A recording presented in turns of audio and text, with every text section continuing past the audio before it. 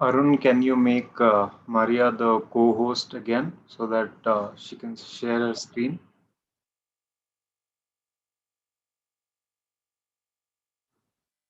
Yeah, making. And Kanika, I have sent you the YouTube link. Okay. Thanks.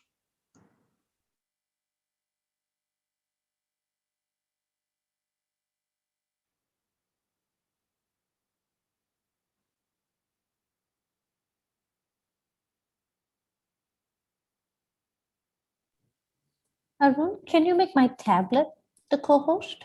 Because that's where I'll be sharing from. Hi, Arun, can you make me co-host? Yeah, I have renamed it as MT. Yeah, that's what needs to be able to share the screen. Thanks, Yeah. Arun.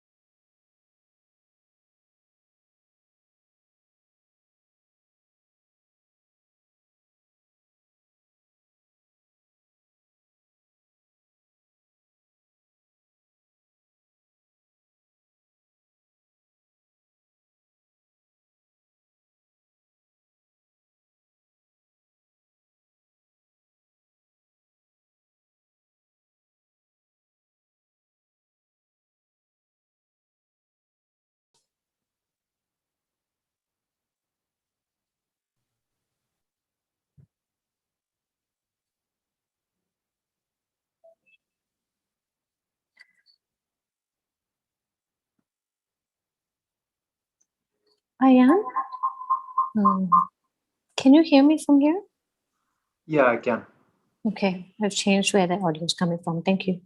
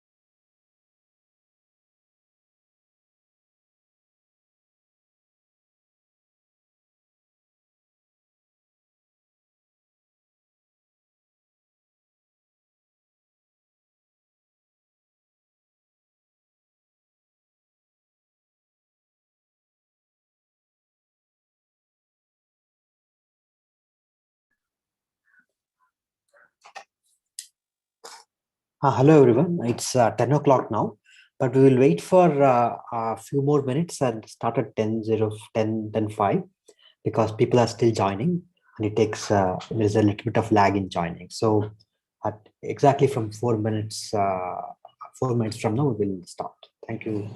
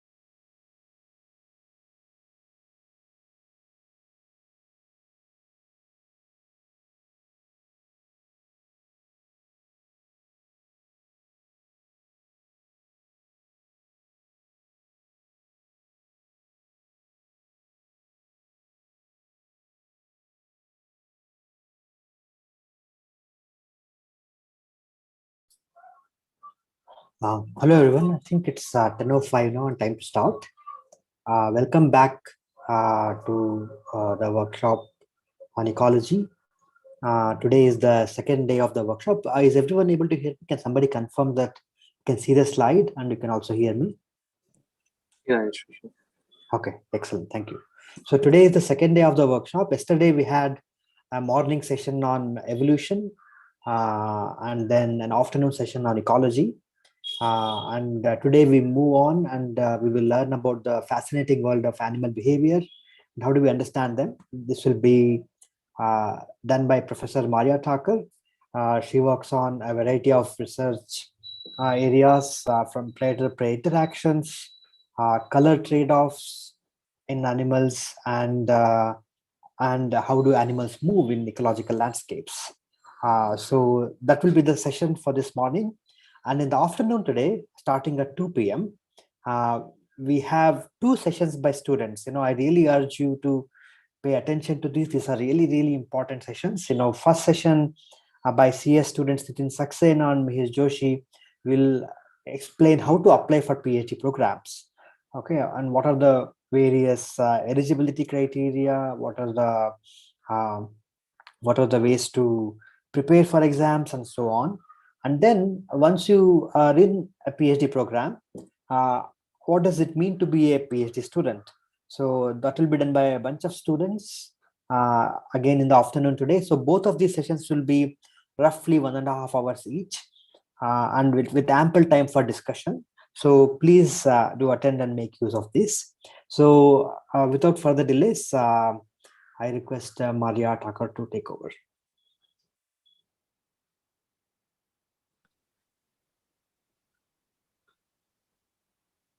Thanks, Vishu. Hi, everyone. Can you see and hear me? Yes. Excellent. Okay. So we can see you on a different window, but hear from a different. Is it right? That is correct. Okay.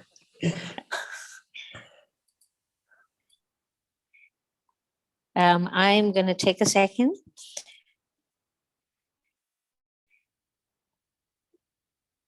To get us to my slides. All right.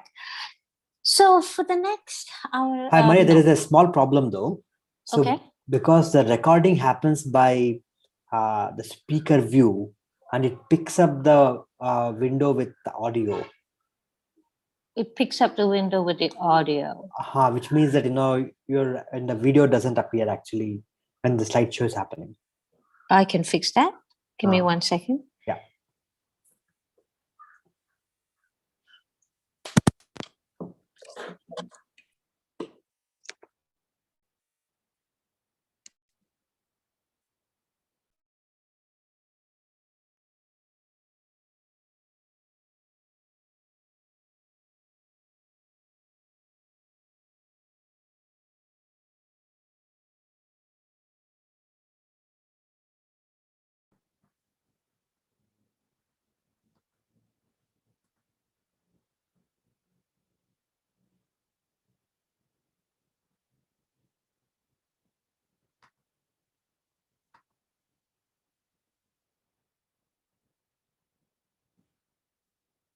Okay. How about now?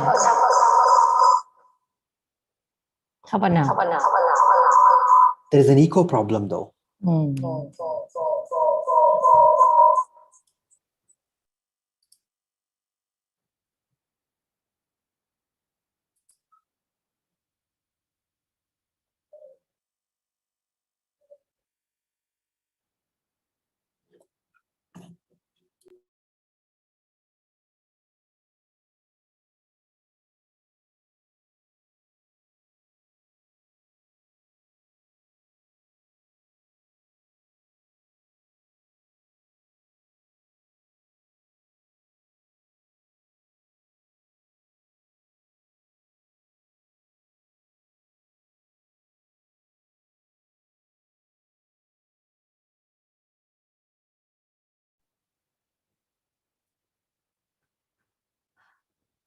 Can you see and hear me?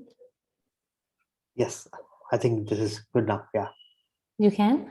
Yes. Okay. And I've muted my, okay, let me, this is tricky. There shouldn't be an echo. Do you still hear an echo? A small echo, yes, there is a small echo. Mm, If I may, who's the one recording the stream? Arun must be recording. Moderator, Arun?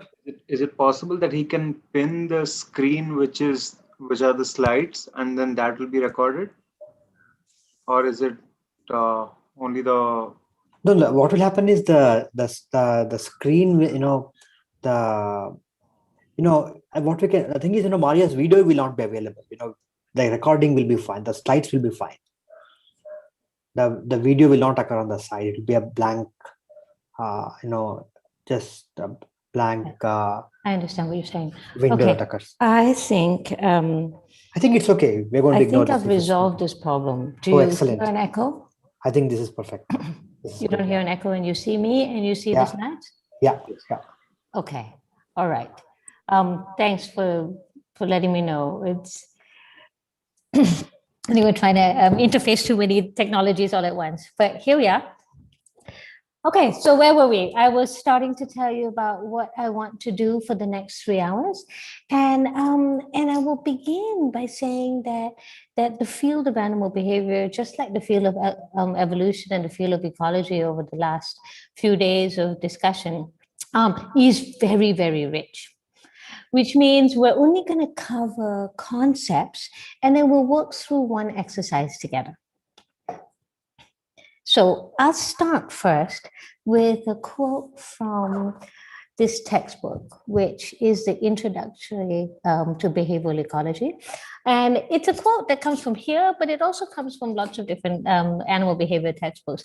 And the idea here is that animal behavior seems like a simple subject. It really is, because we can easily observe animals do what they do, right? And we can easily describe them. And that makes us feel like we understand why they're doing what they're doing, how they're doing what they're doing, and what they're achieving by it, right? Because it's so clear and obvious. And I don't discount that. It's actually fascinating. That's the whole point of animal behavior, that we can see these animals do things and we want to understand why. Right? But I want us to go beyond description. I want us to go to actually making sense of animal behavior as scientists. So for the course of this morning session, I'm going to organize our session into 3 parts. Right? I'm going to first talk about the foundations of animal behavior, right? Meaning, how did behaviors come to exist itself?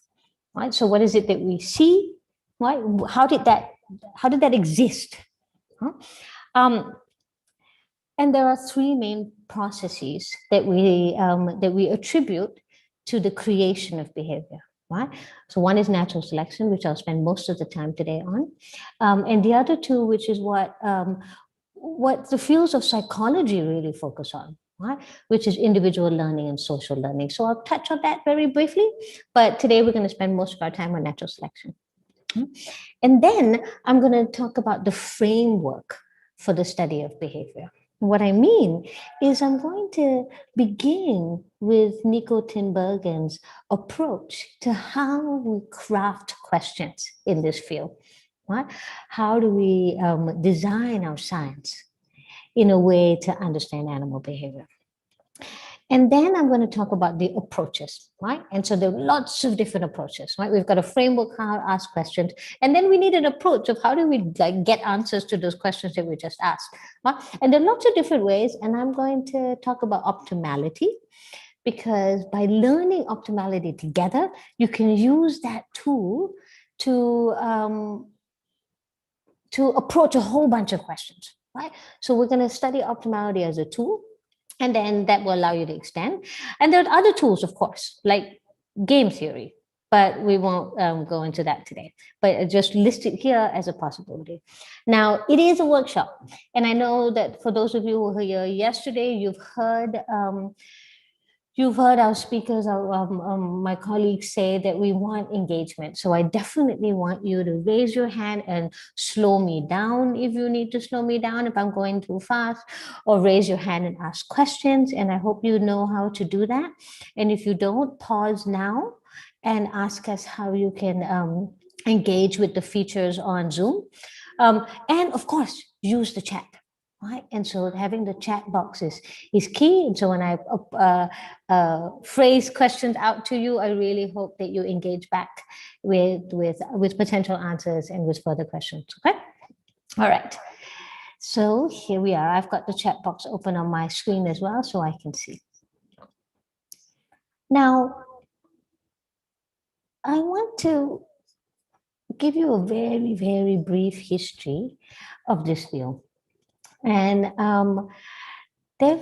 this brief history can come many ways, right? The orientate, how the field grew, what kinds of questions people ask, and I won't do that. What I will do is try and distinguish between the different names that the field has had over the many centuries that it's been around.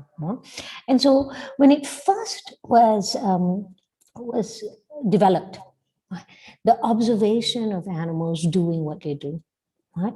And the description of behaviors, right? So the description of courtship, for example, right? How a bird begins his courtship, the kinds of dances he does, and and how that results in a mate at the end. Right? That description, the detailed observations and the detailed descriptions really fell under the field of ethology. Right? And so that field is how we started animal behavior as scientists, right? Describing the world around us. And that's not unusual, right? Natural history began that way too, right? We describe the world around us in terms of species diversity. We describe the world around us in terms of where species are, right? Both of these fall under evolution and ecology. And so we describe the world around us as ethologists by observing animals in great detail. Now, at some point in the history of the field, people started to go beyond the descriptions to understanding why animals do what they do. Why do we have closely related species doing slightly different things, or the same species doing different things in different places? Right? And so then the name broadened a little bit. Right? And then it became animal behavior, because then we just needed to go beyond description to a little bit more of why, right? Why do we see the variation that we do, right? And then at about 1960s and 1970s, the field of behavioral ecology was born. Right? And that's the field that I anchor myself in. And so we actually will spend a little bit more time on behavioral ecology in the last third of the class. And the reason why behavioral ecology is valuable and why it separates itself from animal behavior and ethology a little bit is because then it's very explicitly asking, right, how does the animal's behavior get shaped by the ecological conditions around it, right? And it goes from thinking that animal behaviors are fixed, like fixed action patterns, which I think you've heard that term before, that an animal will always dance in exactly the same way, or will always move in exactly the same way, or will always fight in exactly the same way, right? That understanding of fixedness, right, was gone by the field, because very little of animal behavior is fixed. Actually, animals do what we do, which is assess the context and then act appropriately, which means the context is the ecological condition, right? Who is my competitor? Should I fight for a long time or a short time? Who is this potential mate?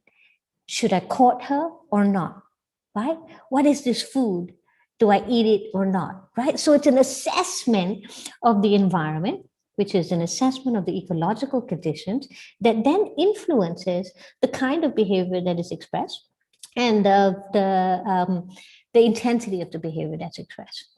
And so that's where the field of behavioral ecology is. And of course, all these things are interrelated, right? All these three names mean that we're actually doing all of this all at once, right? Today, the field of animal behavior is detailed descriptions, understanding why, and realizing that the ecology matters. And I want to start by paying credit to these three men, Nicholas Tinbergen, Konrad Lorenz, and Carl von Fritsch, won the Nobel Prize in 1973 in the category of physiology and medicine for their animal behavior research, right? So it's such an honor to think about how the study of animal behavior actually has been recognized, at least was in 1973, as so valuable to the study of the natural world, right? And these three scientists shaped the orientation of our field in such dramatic ways, right, that they deserved the Nobel Prize, and rightfully so. Right? We will spend a little bit time talking about Tinbergen's contribution to our field a little later. Okay, so let's talk about the foundations of animal behavior.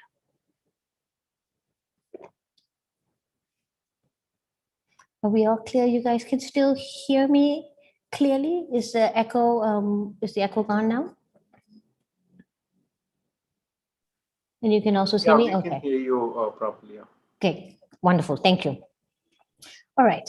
So I want to start by describing why we think behaviors exist, right?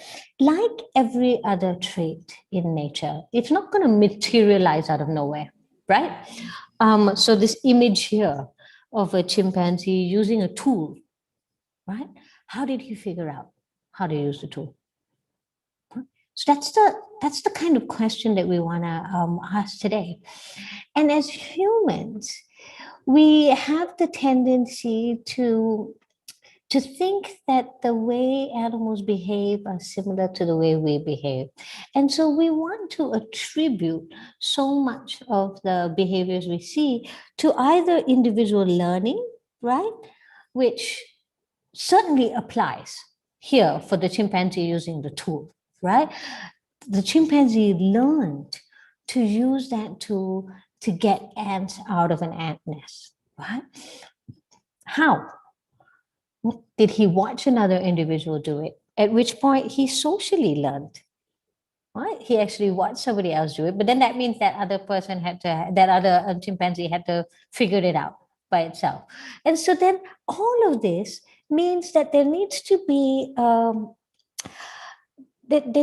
variation in individuals' ability to learn in order for it to pick up new skills. And that's all possible, right? So for something like this image right here, tool use, learning plays a huge part in how that behavior came to exist and how that behavior spreads through the population. But most other behaviors I want to stress here is not shaped by learning, right? There is a component of learning, but think about what learning requires, right? Social learning requires individuals to be close enough to each other to be able to watch and pick up the skills that others have. Individual learning, which almost every animal does, and in some way or the other, does happen. But the problem with individual learning is that what you learn yourself as an individual cannot necessarily be passed down to the next generation, right? And so if you're not a social organism, so imagine insects, right? Insects that hatch and then go off and forage. And if they had to figure out what to eat and what not to eat by learning, right, which they can do, how does the next generation know what to eat and what not to eat? Right? Do they have to learn every generation after every generation? Or could natural selection be a better way to pass down a trait from one to the other? And so I want to suggest here that although individual and social learning are a really important part of shaping animal behavior, most of what we see on our planet as the diversity of behavior and the range of behaviors we see have been shaped by natural selection.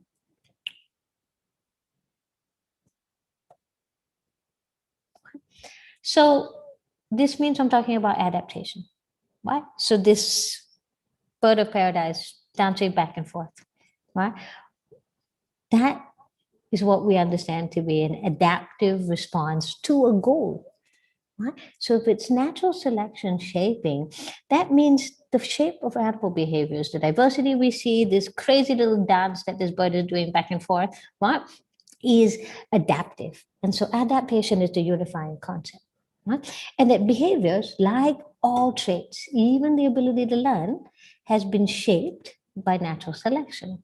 Now, I want to take a moment to recognize that natural selection is not super directional in the sense that we're shaping something to be to a specific end goal, right? So natural selection doesn't say, I want to make a bird look like that. And so I'm going to select colors in this specific way, dances in this specific way, the ability to move in this specific way until I reach this goal. Right? So it's not goal oriented, but with a little bit of luck, some randomness, we end up with phenotypes like this, right? We end up with birds of paradise doing all sorts of crazy dances in all sorts of crazy ways. And I'm fairly certain you know what I'm talking about, that you've seen on nature documentaries, the variety of ways that birds court each other, right? And if there was one good way of doing it, then everybody would end up with the same outcome, right? Then you would have all birds caught in exactly the same way. Right? Obviously, that's not what we see, which means there's some randomness in how the outcome looks to us today. And there's some luck in getting who we result here. So there could have been a whole range of phenotypes that were not very successful, right? Dances that didn't work, right? That didn't result in a female mating with that male, right? And so those dances don't exist anymore, right? That's the process of natural selection. And so all of this is rooted in Darwin's Origin of Species, right? Where he talked about traits that have been shaped because of their advantage to the individual. So let's go through natural selection so that we're all on the same page, right? For a behavior to be an adaptation, right? And that means to have evolved under natural selection, we must think about it like we think of any other trait. Right? We have no problem thinking of morphology, right? The body plans, 2 arms, 2 legs in bisymmetrical, the shape of that bird, for example, right? We have no problem thinking about morphology being shaped by natural selection. And so we should use the same logic to think about behavior being shaped by natural selection. Right? And I know that's where I wanted to start earlier, that we think about behavior as being so variable, right? If the animal can adjust their behavior, we can adjust our behavior, right? We don't do exactly the same thing in the same order every single day, right? Which means there's so much variation in what we do. How in the world can that be shaped by natural selection? Well, sure it can, right? And this is what we want to get clear right now as we start. So for any trait to have evolved under natural selection, the following conditions must hold. Do you guys remember what conditions are necessary for natural selection? I'll open up the chat at this point. How does natural selection work? What does it need to shape phenotypes?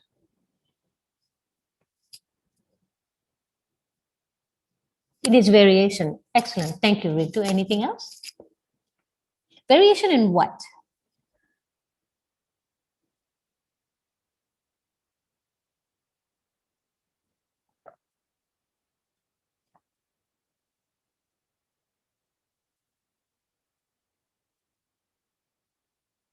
Will you elaborate? Rintu, you provided a very good answer, but could you elaborate? Variation in what? Changes in genome, I agree. Anything else? Variation in the trait itself, okay? And you need those traits to be heritable. Excellent. Those are exactly it. Right? There has to be variation in the trait itself, which means there has to be variation in that behavior, right? And that variation can be current, which means natural selection is still in play, right? It hasn't stopped just because we start observing it and we're measuring it now. It's not stopped, right?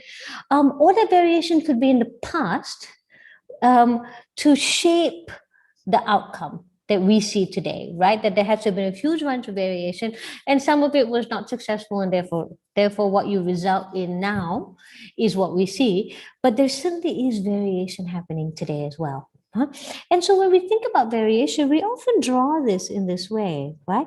That we can draw a figure that describes the range of traits. So if we're thinking about behavior, right? What is a behavior that could have variation? So maybe song length in birds.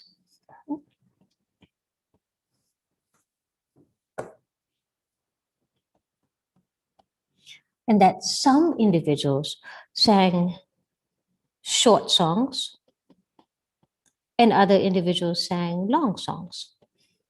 Right? And that in nature, there was some frequency distribution. So my y-axis needs to be frequency. Right? That there were some individuals that sang short songs and some individuals that sang long songs. And so this is the first step towards natural selection working, right? That we see this range of options that natural selection sees.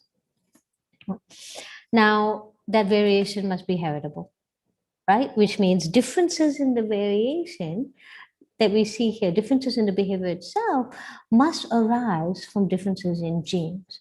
Now, I put a little asterisk there because I want us to be clear that we think it easier when we think about morphology, right?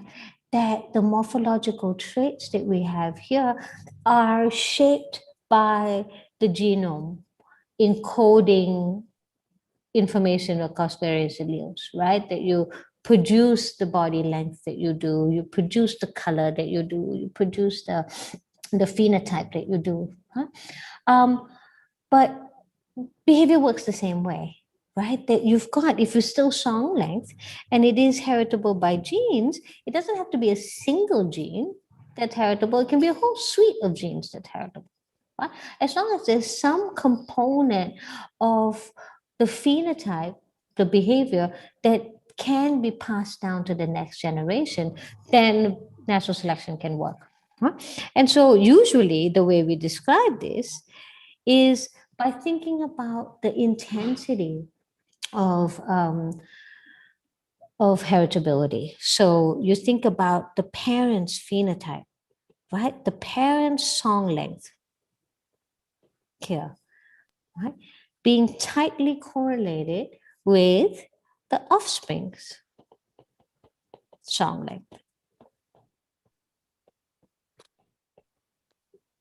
And that if it's strongly heritable, parents that sing short songs produce offspring that also should sing short songs. And parents that sing long songs produce offspring that sing long songs, and everything in between, right? And a relationship like this, I'm making it perfect, but whatever the parent does, the offspring inherits exactly. It's a strongly heritable trait, right? This means that if natural selection supports long songs more often than short songs because it's beneficial to the individual, then offspring in the next generation, more of them are going to have long songs. Right? And this is the last step, right? That some behaviors confer greater reproductive success than others in their environmental conditions, right? And this last part, if the environmental conditions is key, right? Because natural selection is not working in a bubble, right? It's not working in this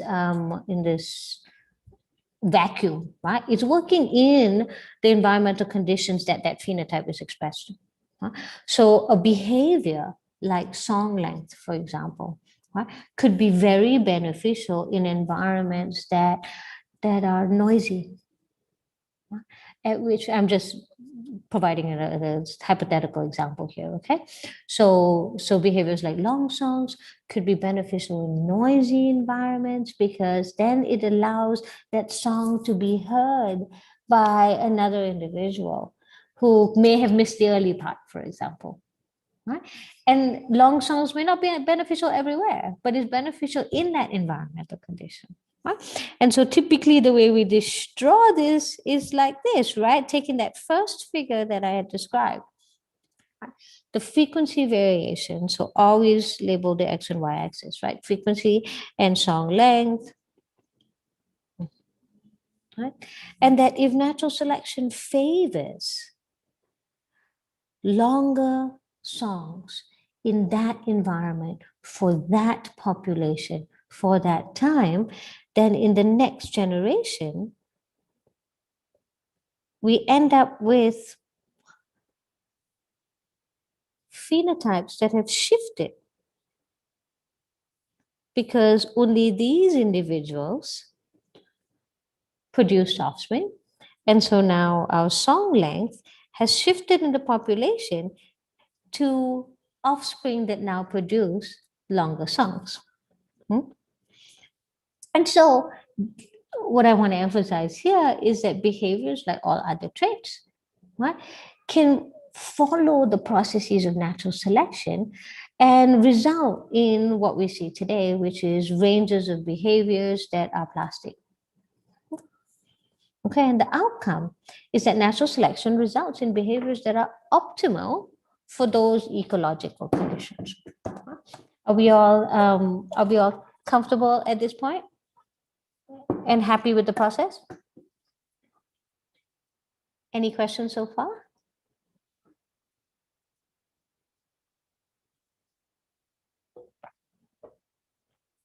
Great. I don't see hands up and nothing on the chat. So I'll move to sum this little bit and say that for all phenotypic traits, right, behavior evolves, right, which means the behavior that existed 300 generations ago for a species is probably not the same behavior we see today, right? Because the environmental conditions have changed over time. And so therefore, the trait, the frequency distribution of these traits have shifted with it, right? And so natural selection can change both the form and the frequency of behaviors over generations.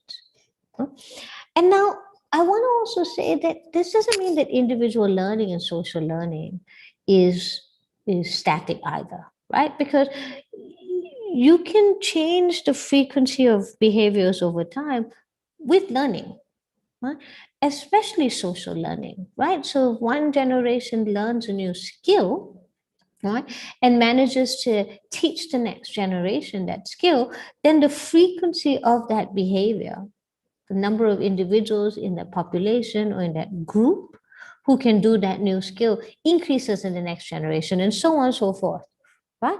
And so you can still change the frequency behaviors over time, even if we're thinking about learning, right? It's certainly better for social learning than it is for individual learning. It's faster to move that, right? But what natural selection does in terms of connecting learning is that it shapes the ability to learn, right? So we can evolve, we as animals can evolve better and better abilities to learn, right? And then that's what goes from one generation to the other. And if the ability to learn improves, then the individual learning can improve, right? But if you remember your evolution or your reading of evolution, right, you can't pass down traits from one generation to the other unless there's all the three criteria we had before. And the heritability component is really important, right? And so if I learn how to ride a bicycle, my kid is not automatically going to know how to ride a bicycle. He still has to individually learn by himself, right? So the ability to learn is there, but the skill itself must be self-attained. Okay, I pause here now because I set the foundation of the rest of our discussion in natural selection, right? Is there any question that relates to that? Does anybody agree? Yes, I see a hand, Dipali. Go ahead.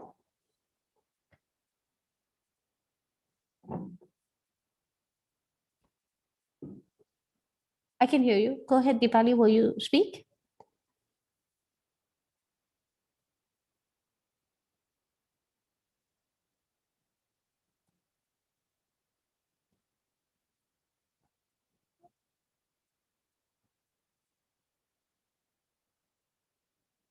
Arun, Ayan, is there a problem with audio for participants?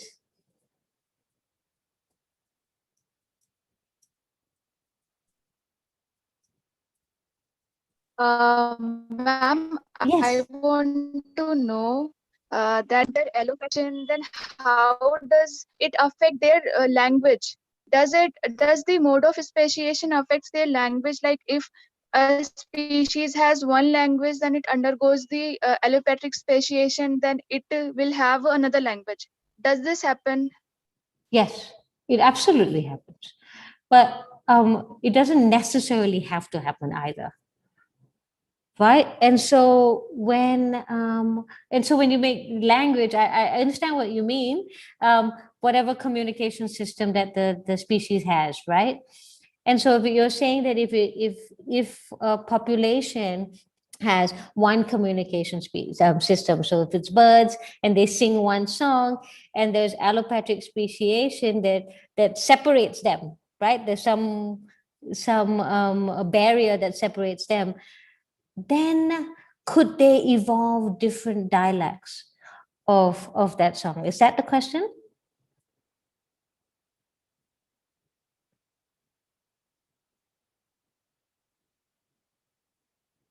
Dipali, go ahead. Is that if I understood your question correctly, then the answer is yes, absolutely. Right? This is the same way that morphology changes. So communication systems can change with allopatric speciation. Ma'am, how does they learn another language? Like they will have to have another species so that they can learn something from their. Yes, so that's a good point, right? That's what I want us to distinguish, that not everything is learned. Very little of this is learned. And that's so, look, you've got one species that sings a song that has 4 syllables, right? And it's chirp, chirp, chirp, or something like that, like whatever that song is. And some barrier comes in and separates them. And you've got one population here, one population here. Realize that like every phenotype, including behavior, there's variation. Not everybody sings exactly the same song, right?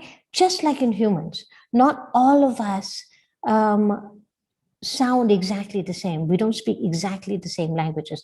And yes, we learn from generation after generation, but there's some variation, right? And so that variation in the bird, so the bird that lives in one environment now has a opportunity to let mutations arise. And it's a different set of mutations that could happen in population A versus population B. And suppose a mutation here adds a new sound to the call, and a mutation here didn't. What? There's no learning involved. That new sound gets added, and one sound was very attractive to females. And so that one individual mated with a whole bunch of females and produced lots of offspring. And so now all its offspring has that new sound. Right? And that so on so forth can change the song from one generation to the other without any learning, just by mutation adding variation. And it can add variation within a group that either continues to be to stay, or you can add mutations within a group that is not advantageous. And so then those mutations disappear. So you don't have to learn new behaviors, including language, right? We make up words all the time, right? So the new word that we make up, did we learn it? No, we made it up. Right? We can teach it to the next generation, and song is an example that is taught, but the initiating of a new syllable or a new song or a new communication shift happens the way all traits happen. Right? A mutation arises that now expresses something new.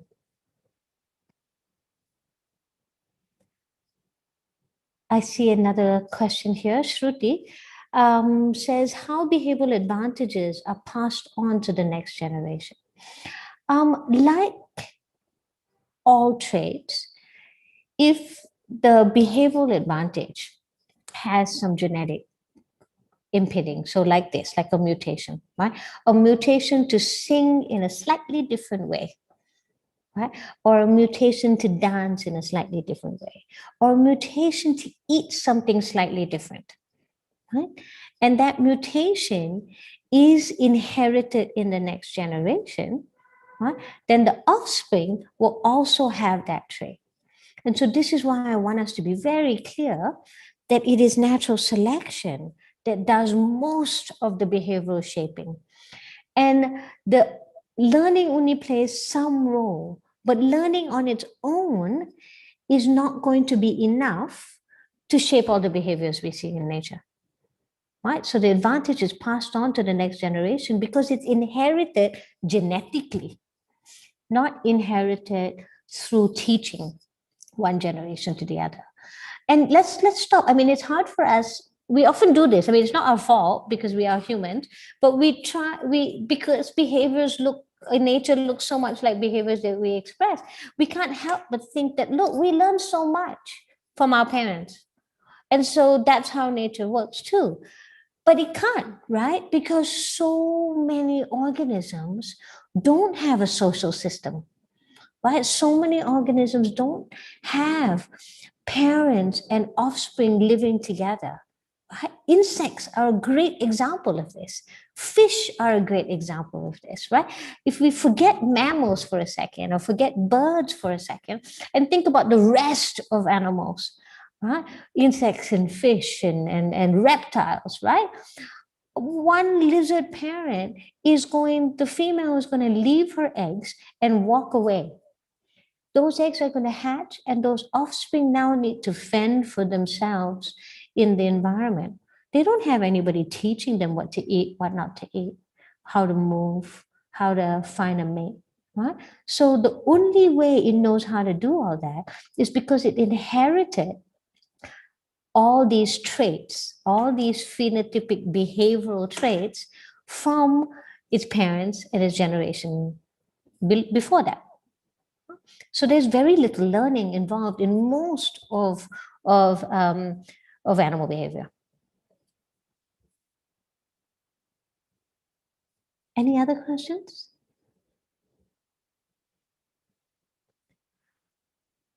Sakti's question, does the behavior of the same species living in entirely different environments change or remain the same? It can totally change.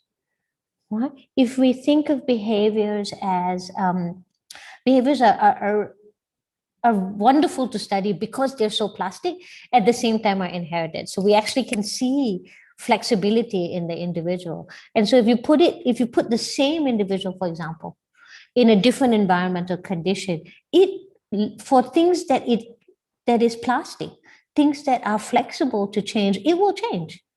Right? And over generations, it can even be inherited. Right? So that's why we see so much variation in behavior, right? Even within the same species in the same environment, there are different ways to solve their challenges, right? Different ways to move in the environment to find food. Right? So, for example, you guys have heard, I'm sure, that when we think of the mating context, now you have territorial individuals and satellite individuals, for example, right? So both of them want to mate, but there are two different ways to get to the same goal. So you can have variation of the same species in the same place. You can have variation across different places. Pooja's question, is it necessary that only the good traits pass on to the next generation? Good for the species as a whole. So it's a very good question, Pooja. I want us to I will talk about the phrase you have there, good for the species as a whole, in just a minute, because I want you to not think about goodness in terms of benefiting the species, but goodness in thinking and benefiting the individual. So I hear your question, but just hold off. I'm going to talk about it very soon. Okay. Okay. Let's continue. Let's continue with the framework for the studying of behavior. Now, in 1963, one of our 3 Nobel Prize winners, he wasn't a Nobel Prize winner at that point, Nico Tinbergen, wrote this fantastic paper. It's a paper that really shaped the way people were thinking about animal behavior and sort of organized the way we were thinking about it. I say we, I wasn't there then, but we as a field of scientists. And in fact, this paper was written as a birthday present to the other Nobel Prize winner, Konrad Lorenz. So Nico Tinbergen, for Konrad Lorenz's 60th birthday, writes this paper. And he organizes animal behavior research into the way we ask the questions. And so he says, we ask a bunch of questions that are how kind of questions, like what is the mechanism that provides the immediate stimulus for the behavior? In other words, how does the behavior work? How is it controlled? How does the animal actually do what it is that it does? Then there are a whole bunch of questions that we ask about the development of the behavior over the animal's lifetime. Right? Which means these are the sort of learning things that you're describing, but it doesn't have to be learning. It's just, as the animal grows up, right? Does the behavior get more complex or does it change? Right? As you go from a juvenile or young stage to a sexually mature adult to an old individual, how does the behavior adjust through development? Right? Then there are questions about what is it for? What is the behavior for? In other words, how does the behavior affect survival and reproduction? Right? We will spend a lot more time on number 3 than we will on any of the other questions, okay? And finally, how does the behavior vary with evolutionary history? Right? So if we look at the tree of life, and we compare closely related species, or we can rewind the evolutionary clock back and we say, well, was the behavior the same in ancestors, or has it shifted over time, right? What is the phylogenetic relationship of the ancestral behaviors or the closely related species behaviors to the ones that we're interested in? And these are 4 ways for us to rephrase the question of why do we see the behaviors that we see today, right? How does it work? How does it develop? What is it for? And how has evolution shaped it? I want to take these 4 levels of analyses and organize them into a grid, okay? And let's think carefully about what they're asking. So if we think about ontogeny, which is the change over your lifetime, right? We're asking the questions, how does the trait develop in individuals, right? And just from our understanding of ourselves as humans, but our general understanding of behaviors, you can expect, right, that an animal that's born or hatches from an egg will act in one way, and is very unlikely to act in exactly the same way its whole lifetime, right? So if we think about what to eat, for example, when you're a juvenile, maybe you need to eat slightly different things than when you're an adult, right? Because your body needs different things as it grows. Right? And so that means your diet changes, which means your ability to discern what to eat and what to not to eat also changes. Right? So this is how does the trait develop in the individual over its own lifetime. Then questions that are mechanistic questions. What is the structure of the body parts or the neurons or the physiology that allows that behavior to be expressed? Right? In other words, how does the body control the expression of the behavior? So for example, I'm waving my hand here, right?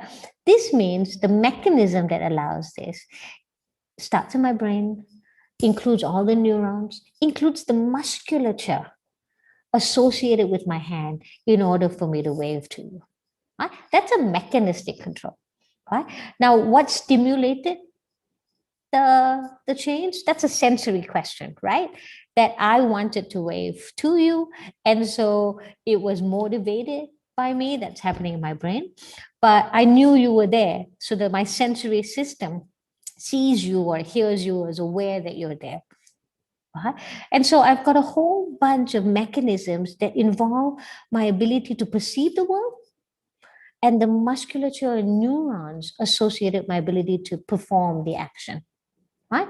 And then, right, this is a neuronal thing, but then there's a whole bunch of hormonal things, and there's all these other mechanisms of how is that behavior controlled. Right? And that's still answering the question of why do we see this behavior the way we do, right? Why did Maria wave her hand at you? Right? Well, you can explain that through this whole process. Then there's questions about phylogeny, right? What is the evolutionary history of the trait? Right? My ability to wave to you was shaped by evolution in a way that my ancestors and my ancestors and my ancestors, and over evolutionary time, right, the musculature to move arms and sense things existed. Right? So if I look at closely related species to humans, apes have the musculature and the neuronal ability to be able to wave their arms. Right? So that's the kind of evolutionary history question that we could ask. And finally, my favorite corner of this 4-axis is the adaptive significance corner. Right? What is it for? Right? How have variations in the trait interacted with the environment to influence fitness, right? And I know that this is a mouthful, and we will spend a lot more time talking about this mouthful in a second. But really, the way to think of adaptive significance is to think of why do the behavior evolve? What is it for? What does the animal gain by doing this? Right? And this assumes that animals are not randomly doing stuff for no reason at all. Right? And so that means there has to be a function to why they do what they're doing. Now, with these 4 levels of analysis, or the 4 types of questions, there's there've been different terminologies associated with it, which I think you've heard, but I want us to all be clear about. And one is this terminology of proximate versus ultimate. Right? And this is vocabulary that Ernst Mayr came up with, and a different scientist from Tinbergen. And Ernst Mayr describes ontogeny and mechanism kinds of questions as proximate, right? And he says these are like the how questions, right? How did that behavior come to be? Right? Because it developed in the organism over its lifetime, or because it has the muscles and the neurons and the hormones that control its expression. Right? So these are how kinds of questions, right? And then there's a different category, right? The phylogeny and the adaptive significance questions are kind of like the why questions, right? Why do this? Well, you do this because over evolutionary history, your ancestors did some version of it. Or closely related species did some version of it, and it's gotten more or less complex over time. Right? Or why do you do it? Because it has some function. Right? What is it for? Right? So proximate versus ultimate kinds of questions can classify these 4 Tinbergen's levels of analysis, right, into how and why. Okay? It's also interesting to think about this in terms of time, right? Right? That the ontogeny kinds of questions is over developmental time. Right? And the phylogeny kinds of questions are over historical time. Right? And that when we think of mechanism and adaptive significance, we actually don't need to think about longer timescales so much, because we're really thinking about a single phase or time, right? So why did I wave my hand? The mechanism question has to do with this moment, right? This moment when I did wave my hand. What did I see? What does my sensory system tell me? What is my neurons doing? All of this now, right? So it's a single phase or a single time. Or the adaptive significant. What is it for? I was trying to communicate to you, right? That's why I'm using all these visual, auditory cues to communicate to you, right? So what is it for? It's for this right now, this moment, for me to communicate, right? So it's a single phase or a single time, and not over evolutionary time. Right? So it's nice to think about how we want to study animal behavior based on what we're trying to achieve, right? Are we trying to understand why the animal is doing what it's doing this very moment, or why it was shaped over its lifetime, or why it was shaped over evolutionary history? Now, let's practice this together, okay? I want to say first, before we answer this why do birds sing question, is that for many years it was actually quite funny, and it continues to be funny, that when we talk to each other as scientists, sometimes we're talking past each other because we're all thinking about different levels of analyses. So because there are different ways to explain a behavior, right? The 4 possible question types that I just described, right? So we need to be careful when we are crafting our own science and we're communicating to each other, which level of analysis we're actually considering, right? And so if we ask this question, right? Why do birds sing? Right? We can come up with 4 possible answers that are all equally correct and are answering different levels of questions, right? So let's just do this together for now, right? So let's come up with some proximate explanations that are like, how do birds sing, right? That are based on mechanism or causation. What would be a proximate explanation for how birds sing?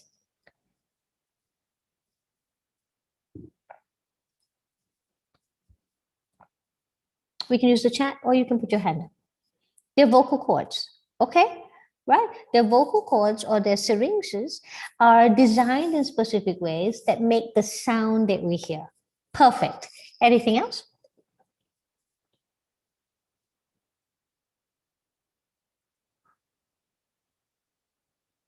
Can we go one level higher in the mechanism or behind the strings? Development of the vocal cords. So Anand, will you elaborate? Do you think development of the vocal cords belong under mechanism, or do they belong under number 2, which is ontogeny and development?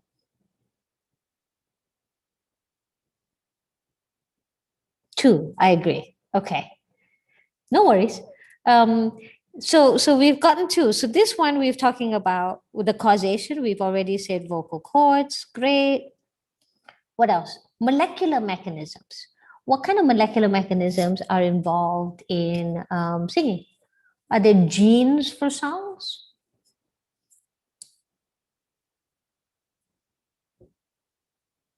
So who said molecular? Kata. Are there genes for songs?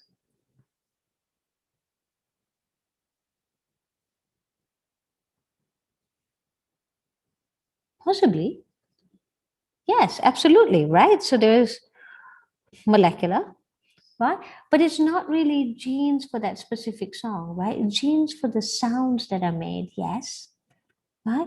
There's also genes for the what? Right, so I'm going to say genes for the way the brain is shaped. for the way neurons tell the vocal cords to make those sounds. So great, those are fantastic mechanism kinds of questions. What about the development? Number 2. We already had one answer, which is the vocal cords develop during from young, so young birds, fledglings, before they fledge, they can't sing the same way a sexually mature adult can, right? So vocal cords need to develop. What else needs to happen?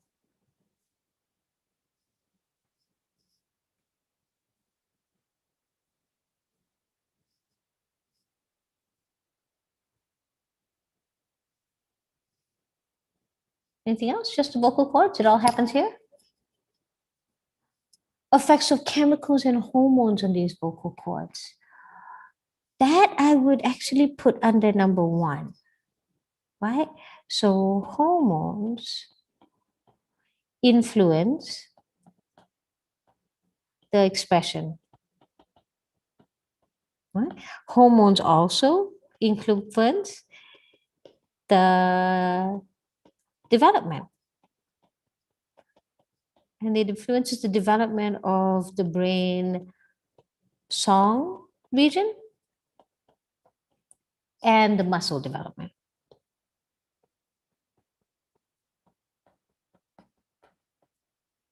Excellent.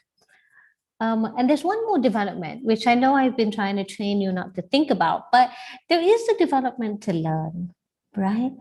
And so you have to, in the developmental stage, learn songs from adults, right? And the ability to learn, like I said, yeah, they absolutely need to learn from parents, right? The ability to learn is what we're attributing to the genetic change. The specific song that they do learn will be shaped by what they hear. So we did a good job with the how questions, okay? What about the ultimate explanations, right? The adaptive advantage or the function. Why? Right? So why? Right? What about this why? What's it for? Why do it? Why sing it all? To communicate. But why communicate? For fun? Because they want to chat? Sing for mating behavior and territory. Exactly. So we go one step further, right? To communicate for what function? Right? And I want us to be very clear that for natural selection to be shaping what we see, even though there's noise and there's variation, evolutionary noise, not like actual sound noise, even though there's all that variation, we still say there has to be a function and that animals are not like randomly bumbling through the environment, right? And so the what's it for is absolutely to communicate for a reason, right? And you guys are right. So communicate for the various reasons that you have up here, right? Attract mates, defend territories, so on and so forth, right? Signaling to others about predators. I agree, but birds don't sing for that. Birds call. So there's like difference in what I would use when I'm thinking about signaling to predators, so to signaling to others to tell them that predators are nearby, that use calls for that as opposed to songs like breeding songs. So there's a question here that has it been shown that birds grown without the presence of the adults do not learn to sing well? It's true. Their song is slightly different. And it varies from system to system, but the need to hear a song from your dialect is a key part for most species learning to sing a local song or the song that's associated with their population. And so finally, evolutionary history, right? How would we describe why do birds sing based on an evolutionary history kind of answer?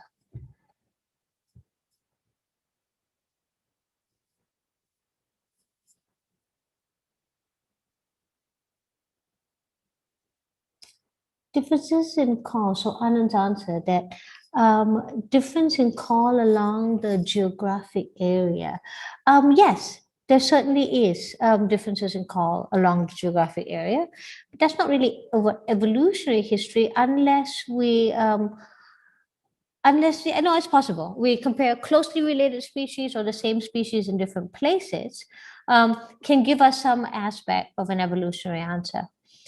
But when we think about evolutionary history, we're really thinking about whether things like the song here has become more or less complex or was present or absent in closely related species in the form that we see today, right? So when we talk about evolutionary history, we really want to be comparing species, right?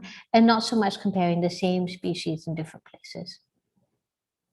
So for things like song, right, which is one of the rare examples, I think, that has embraced Tinbergen's four questions approach as well, right? And that we have fantastic evidence of all four categories, that we have evidence of the mechanism that allows that song to be the form that it is, right? We know where the brain regions are that influence the structure of the song and when the song is sung, right? That in the temperate regions, it's usually sung in the spring, right? And so it's the ability of the brain to sense the change in the season in the spring, and then the way that song is shaped through the brain, through the mechanism of how that brain works, right? We know that over development, right here, this is an example of a chaffinch, which is drawn here in black and white. And what you see down there is the kind of song. And if you compare what a wild chaffinch sings versus one that's reared in isolation, and this was the question that was asked just now, right? What happens if you can't hear? Well, your song is different. You really do need to hear either your parents or some adult sing the song. Why? Because when you're reared in isolation and you've never heard your own song sing, your song looks and sounds different. Looks because it's drawn here as a graph, but sounds different from a wild bird's song that has been shaped by learning and experience of hearing others. So there's the development through learning. Right? Not everything is developed through learning, but song is certainly a fantastic example of development through learning, or the type of song. Now note, the wild bird can sing, and of course it should, and the bird that's reared in isolation also can sing. It's just singing in a different way. So the ability to sing is what I attribute to the genetic component that's inherited from one generation to the other. The ability to sing this, right, is inherited. That can change in how it sounds if you've been given experience, if you've had the experience of hearing an adult sing. Right? So the ability to change, the ability to do sing, that's what's inherited. And finally, the other two, right? The current utility, which some people use to describe the adaptive significance, like what is it for? It's for what we said. It's for singing to defend territories and to attract mates. And evolutionarily, we can look at how song has developed across different species by asking the simple question that who sang and who didn't sing in this form, not who sings at all. Almost all birds sing, passerines especially, sing during the breeding season. But what is the kind of song that they sing, right? That some of them are absent, so in white, closely related species are absent, and in black, they're present. And what you see here is a phylogenetic tree. Can you not hear me? Somebody has message that says sound is not coming. Have you? can I have confirmation from Ayan? Can you hear me? Yeah, I can hear you fine. Okay. All right. So I'm not sure if I can help you, but hopefully you can resolve that. All right. Now, these levels of explanation that we just described, and you guys very clearly articulated, I don't think of them as alternatives. They're beautifully complementary. And together they provide a very complete biological explanation, right? And so we did such a good job as a group talking about why birds sing, right? And we gave all these explanations, right? Any one of them in isolation is completely valid.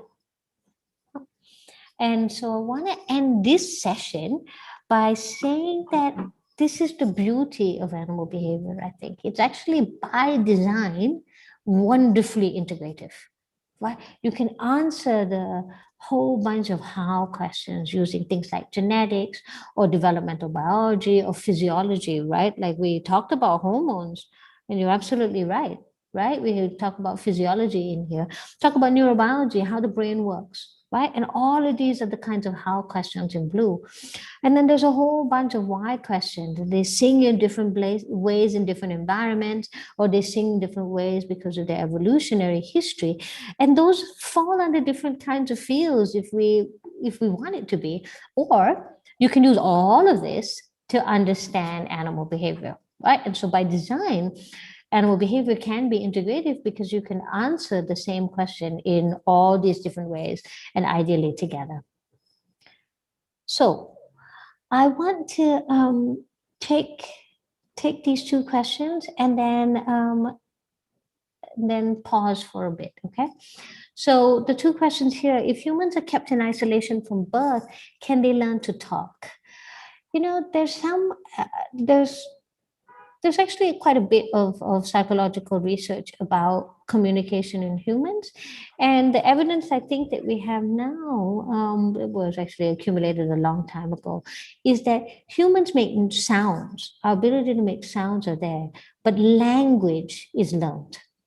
So vocabulary is learned, and that should make sense to you because I can't speak a whole bunch of languages that you can, I'm sure. Right? And it's not because I lack the ability, but I lacked the developmental experience. Right? I didn't hear somebody speak all these languages that I know you can speak. And so I don't know how to speak. But you and I both learned English either at home or in school. And so that's why we're able to communicate now. So humans raised in isolation can make sounds, but they can't speak language because they lack the experience. So that's learning interfacing with genetics. And so the two questions here: why do some birds make mimicry sounds of other birds? Yeah, and so that's interesting. That's not very common, but there are lots of birds that do this, and there's multiple explanations for that. That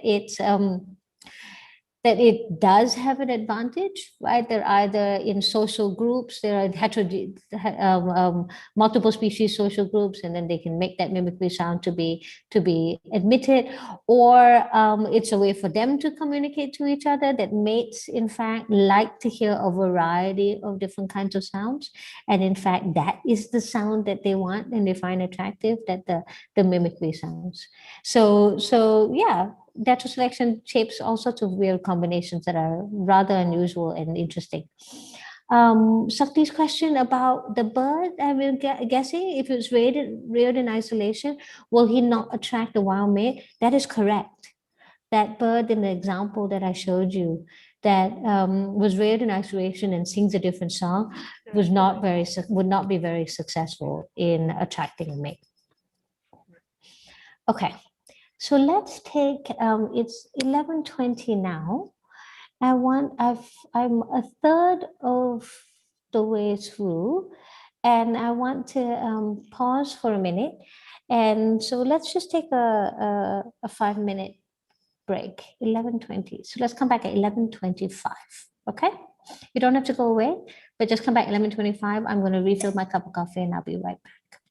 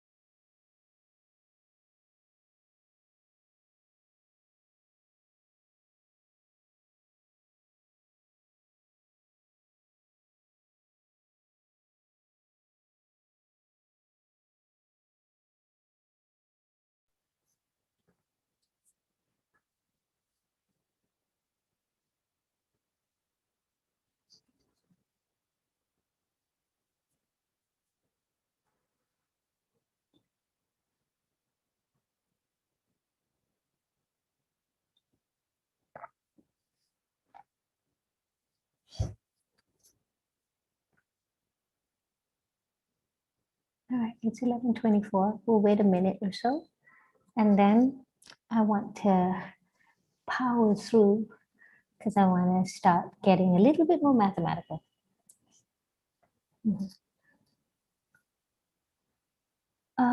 I will answer this question. If a bird species mimics the song of another species, what will happen? Well, it depends on the species and the situation. So I'm not so sure there's a single answer here. If the intention is to attract mates, right? Great. Sometimes the mimic is there so that it can join a group, and then it's successful in doing so. But the ability to mimic, not very common, honestly. There's not very many birds that can actually mimic. It's hard. So Pooja asked, why is mimicry limited to certain groups of bird species like drongos and is not an individual adaptation, knowing the fact that mimicry has greater turnover benefits? So the last part of that question that you phrased, I'm not sure I understand if it has greater turnover benefits or what it means to have greater turnover benefits. Unless there's a clear advantage to mimic, there's no reason for mimicry, right? I mean, this is key, right? Whatever it is that the animal is doing has to have some fitness advantage, right? And so, and over other options, right? So you could mimic another species, or you could sing your own song, or have your own call, right? What are the pros and cons of each one of these in terms of costs and benefits, right? And so therefore, it's not always the right solution to think about mimicry as the better outcome, unless it does actually provide a fitness benefit that is absent from others. May I ask that those who aren't speaking mute? Okay. All right. So I'm going to now put two cautionary statements here, and then we move forward to the adaptationist approach. Right. So I want to make sure that it's critical that when we study animal behavior that we avoid anthropomorphism, which means we should avoid labeling the actions of non-human animals as human-like, however tempting, right? So for example, we see a gorilla here with a mother with its offspring on its back, right? And it's very tempting to see that in parallel with what we do as humans and call it love, right? But there's no need for that. And by doing that, by calling this love as opposed to affiliative behaviors or parental behaviors, we find ourselves using vocabulary that muddling our thinking. And so I'd like us to train ourselves to avoid labeling the actions of non-humans as human-like. I'm not saying that we're not animals, okay? So let's be very clear that I fully think that we can explain human behavior through evolutionary history and our shared ancestry with the rest of the animal kingdom. But that's the job of a psychologist and not the job of a behavioral ecologist or an animal behaviorist, right? Our job is to understand animal behaviors. And so we should look at it through the lens of the animal's experience in its world and use vocabulary that distinguishes it from the labels that we use ourselves to describe human behaviors. And it's only to our advantage to do that. I also want to make sure that we avoid explanations that are what was suggested earlier. It was not wrong and used to be the paradigm before, which is good for the group, right? That an individual like this meerkat that's looking up for predators and then makes an alarm call to warn everybody else. Yes, it is good for the group, but we should also think about this as behaviors that benefit the individual doing it. Huh? Because if it doesn't benefit the individual doing it, then it's very hard for natural selection to have shaped it. Because natural selection is not actually looking at this whole group per se. Natural selection is pulling the genes in this individual and the genes in this individual and the genes in this individual, and then asking which genes are going to be the most successful. Right? So the genes for calling when you see a predator, for example, has to pass on to the next generation because the individual that calls, for example, shares its genes with its family. And so by saving its family, it also saves its genes. So it's not an altruistic attack. There's this martyr. What do you think? But we have to think about this as what is the benefit to this individual? It can call, and that also is beneficial to it because it sees the predator first, it calls, it runs away. So it survives. Or it calls and it could die because the predator now sees it. But maybe that's all right, as long as 10 individuals of its family that share its genes also survive as a consequence. We have to think about it as benefits to the individual doing this. Otherwise, natural selection has a really hard time shaping behaviors. But I've been talking about benefits and I've been talking about fitness, and I want us to be super, super clear about what we mean when we describe the outcome of this behavior as being beneficial or not in terms of fitness. So what is fitness, right? It's clearly not this, right?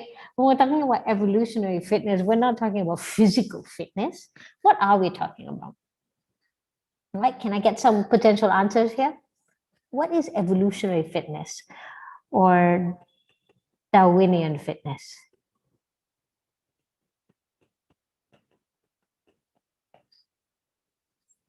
Well, we had similar answers before, so it should be quick. Reproductive success. Exactly, right? This is all I want. I want you to all realize that when we talk about fitness here, we're talking about reproductive success and survival.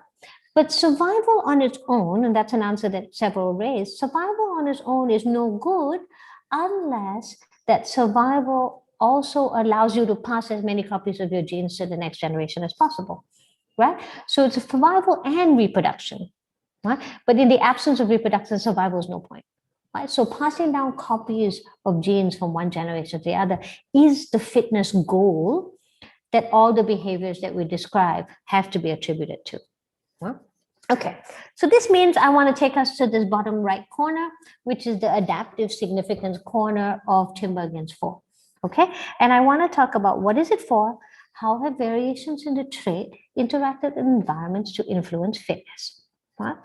And so the foundational premise of this is that behaviors are adaptations, like we said, which means our job is to understand how that specific behavior provides the highest fitness to that individual. Right? If we want to be in that bottom corner, which is where most behavioral ecologists function. Right? And so we're asking questions, what is it for? Why do it? Right? So let me skip this for time because I think you know the scientific method, and I'm going to go straight to how we study adaptation, or study animal behavior using what is called the adaptationist approach. Okay? This approach systematically organizes our steps of science the way the typical scientific method does. Okay, so our first step is to decide on what behavior we're interested in studying. Identify a behavior of interest. Then we construct a functional argument for how that trait benefits the individual. So what is the adaptive value of that trait? Right? This is the same way we would craft a hypothesis for any scientific question we have, right? So this is our hypothesis. We think that behavior has adaptive value because it does this. Right? Then we determine if that trait is actually under selection in terms of how it's designed and how it works. Right? So this is like testing a prediction. Right? So we design a study to test the hypothesis that we have just described. We say, we think it works like this. And if it works like this, it should result in this outcome. And so I'm going to design a study to test whether it does result in this outcome. Right? And if our prediction is not supported, we iterate back to step 2 and come up with an alternative hypothesis. Again, this is the scientific method. What I want to emphasize here right now is this adaptationist approach never concludes. So if my prediction is not supported, I don't then say that trait is not an adaptation. It's just some random outcome of the behavior of the evolutionary history, or some random thing that the animal does. I never conclude that. I never conclude that it's not an adaptation. What I conclude is that maybe it's not what I thought it was for, and it actually serves a different function that still improves the reproductive success of the animal, or still influences the reproductive success of the animal. Okay, so let's do this together with my favorite, one of my favorite, let's be fair, one of my favorite lizards in the country. This is the superb fan-throated lizard. Okay, and the question I want us to ask and think about is, if we went to the field and we saw it flap its dewlap, and we asked this question: why does the superb fan-throated lizard flap its dewlap so often in the summer? What are the possible hypotheses that we could come up with? Why do this? And remember, the possible hypotheses have to link to an adaptive function, right? How does this improve the fitness or connect to the fitness of the animal? It does it for survival, but I need more of an explanation. What does that mean? Okay, the breeding season is at peak, yes. So that's I can clarify, right? So, and the summer is when it's breeding. How does that help? So Dipali's answer is mating. So it flaps its dewlap because what? It increases mating? Meaning what? How does flapping your dewlap connect to mating?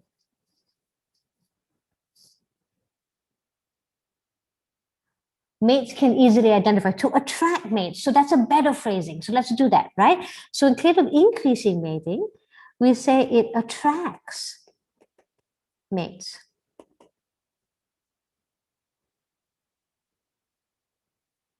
I'm going to change the color because I think that's a bit bright. Okay. What other? To display to attract mates. There was an alternative hypothesis to control body temperature. Is a very good possibility, right? To control body temperature, right? You flap all summer because it's really hot, and that increases the capillary cooling that could happen through the dewlap. Fantastic possible. During battles, Anand suggests. What does that mean? How does that? You flap it then, yes, but how does that improve your fitness or influence your fitness?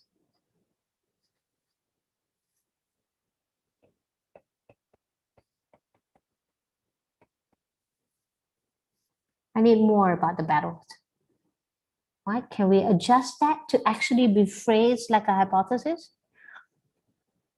Okay, to predators, so to threaten predators.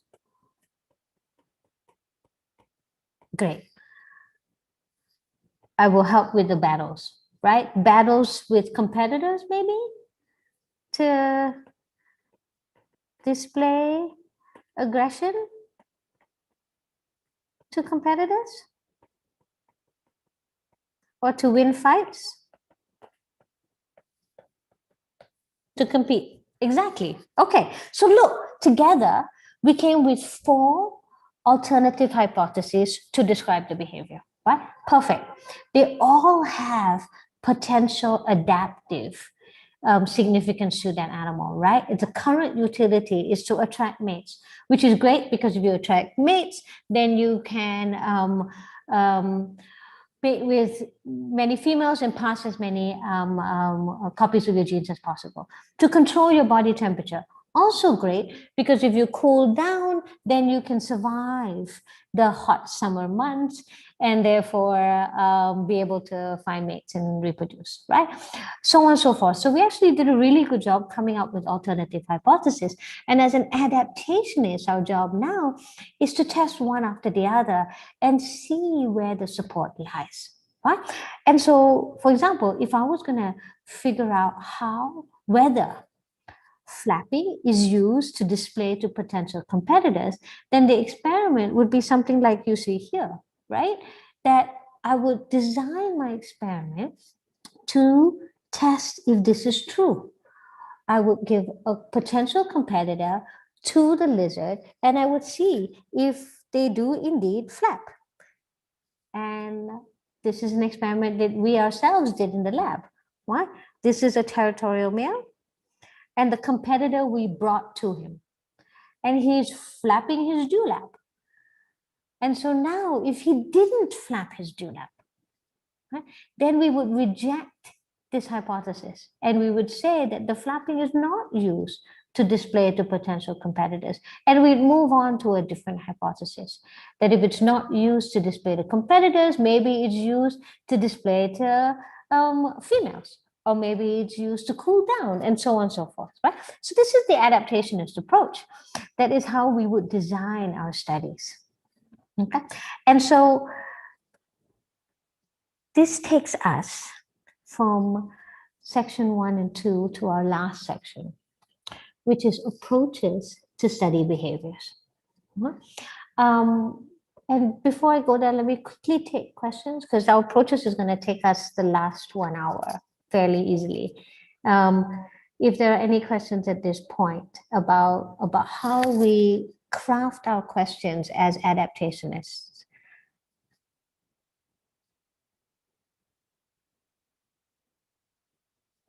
Okay, all right, good. So our last section is now going through an exercise that allows us to take this idea that behaviors are adaptations and now ask, what is the best behavior to do for the situation you're in? And there are lots of ways to do this. And I want us to use optimality as the primary way to think about the behaviors. There are game theoretic ways and more ways to think about it, and we just don't have time for it. But know that optimality is not the only one. Okay, we've already taken our short break for questions, so I'm going to skip this and we're going to move. So I said many times now, and I hope that we're all convinced that natural selection results actually is the process that results in behaviors that are optimal for specific ecological conditions, right? And we use that term optimal several times. We also use the term that it benefits the individual in terms of reproductive success, like increasing its fitness. Yeah? But we should be clear when we say optimal, it's more than just benefits, right? And that optimality includes both benefits and costs in the way we think, right? So an optimal behavioral decision is one that maximizes the benefits and minimizes the costs, right? So we have to craft our thinking in a way that allows us to figure out what all the benefits are, what all the costs are, and then say, now what's the best combination? Huh? And so when we use optimality models or we build optimality models, we typically need 3 pieces of information. We need to know what the decisions are that the animal is trying to resolve, what its currency is, I'll tell you what that means in a second, and what constraints are there that prevents it from doing all things possible. So I want to use one example that is rather foundational, and it's in every animal behavior textbook. And so going through this together allows us to work through this clearly. Okay? And the question to ask is, what should an animal eat?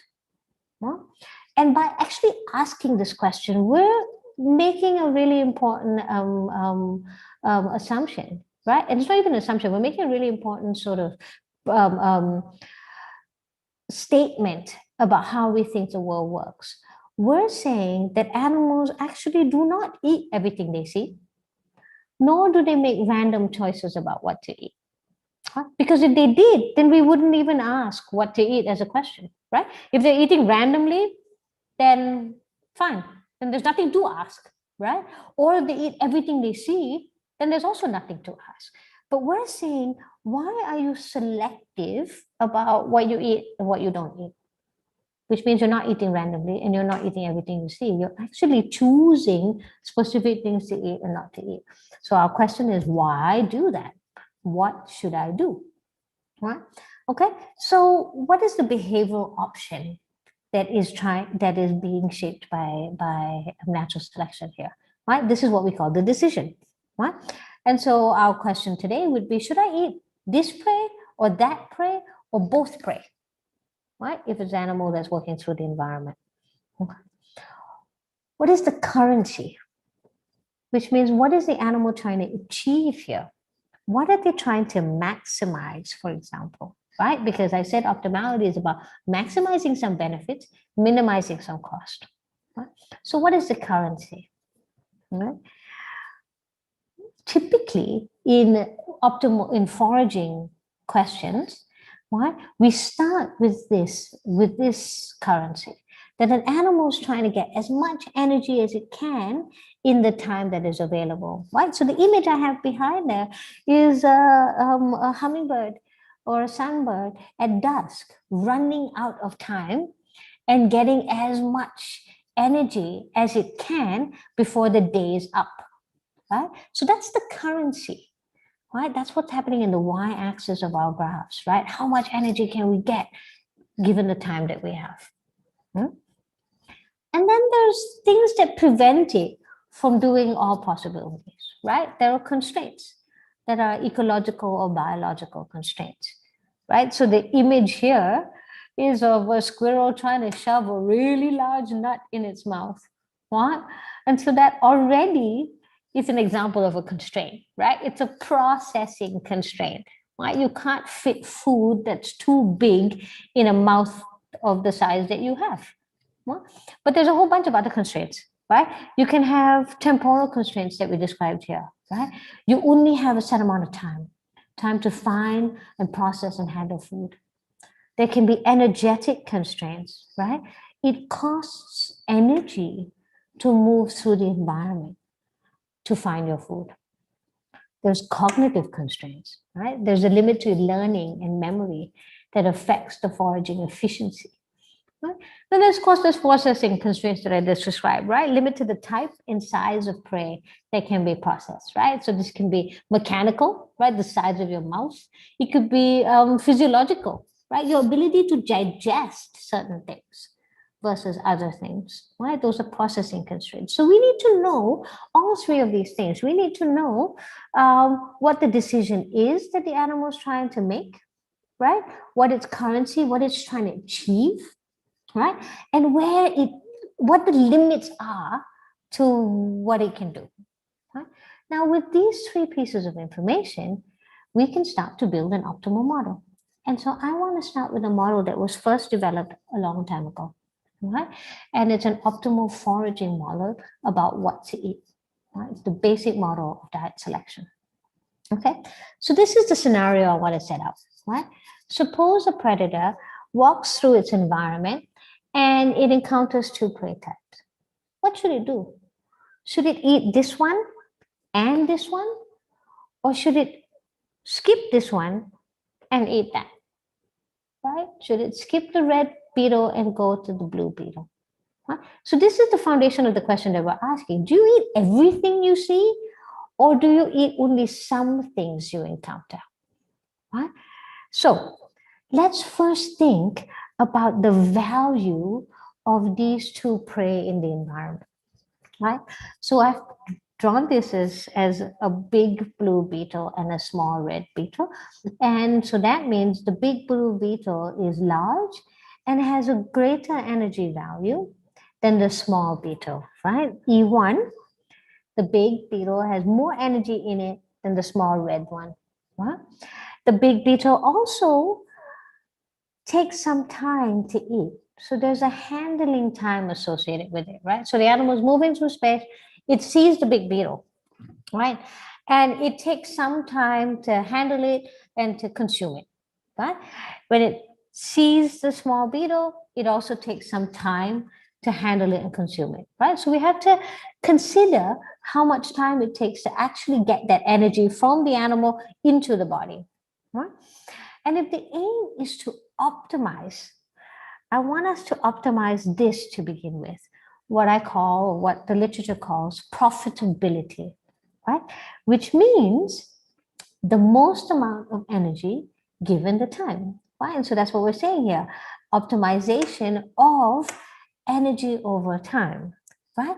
So I will rank these two prey types based on their profitability to begin with, that the big beetle gives you more energy for its handling time than the small beetle, right? So we rank them based on their profitability. Everybody clear so far? What if there's, I didn't ask, what if there's less resource ability and it has to eat whatever it finds? You're absolutely right. Those are different environmental constraints that we put in there. That's a possibility, right? But that's an addition to the model that we developed together a little later, right? Right now, I want us to think about food being available all around, and you see both types. You're right that if the food is at low densities, then it changes what you do, and we'll kind of get to that towards the end of this. Okay, so if you notice how I crafted this E over H, I'm making this what we say earlier, benefits and costs, right? Benefits over costs. So the energy is the benefit, the cost is your time spent eating that thing. And so now we've ranked our prey based on profitability. What do we do with this information? Right? How does this now shape what an animal should do? Right? So the predator was trying to maximize overall rate of energy gained. Then when it encounters a prey, should it eat it or ignore it? Right? That's the question we're trying to ask here. Because the blue beetle is more profitable than the red beetle, the first conclusion I want you to draw here is that the predator, so the animal that's moving through the space, should always eat prey one, the blue beetle, when encountered. Right? This is our first conclusion by just writing an economic model, energy over time. So our first conclusion is every time a predator sees a blue beetle, it must eat it because it's the most profitable thing in its environment. So this means our question needs to change to should I eat it? To when do I now include prey two? Right? If I'm always eating prey one, great, that's conclusion one. But now the question is, should I also eat the less profitable prey? When do I eat that? So now let's think about how we craft this, right? So when we say, should I also eat prey too, we're suggesting a world where the predator sees prey too, right? Sees this, ignores it, and moves on to find prey one. So we're actually suggesting not eating something you encounter in the environment, right? So not eat everything you see. When would you do that? So let's word this in words first and then as equations, right? So in words, we're saying that the gain from eating prey two must outweigh something. It must outweigh this alternative, which is the gain from rejecting prey two and then spending all this search time searching for the more profitable prey one. So let's let this sink for a second, right?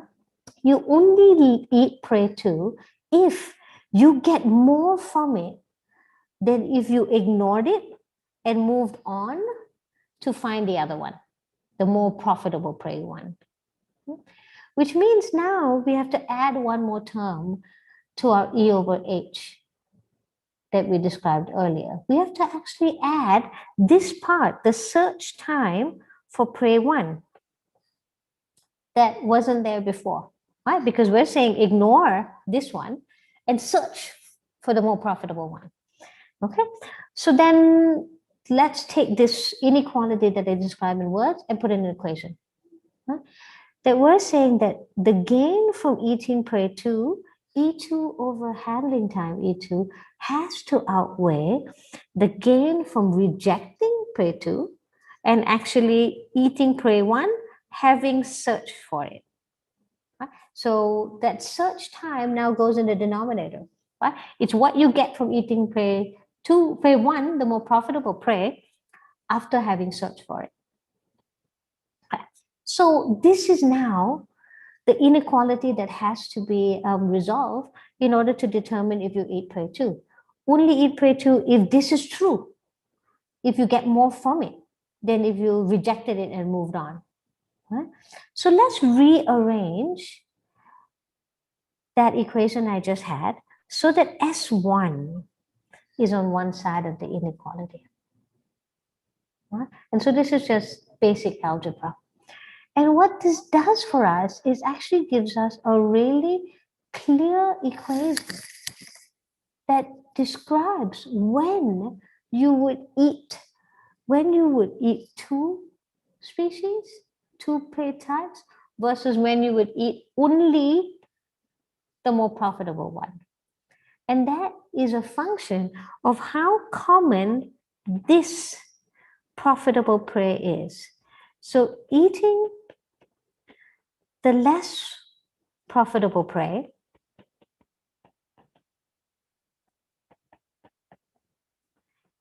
is determined by how common the good stuff is, the more profitable prey is.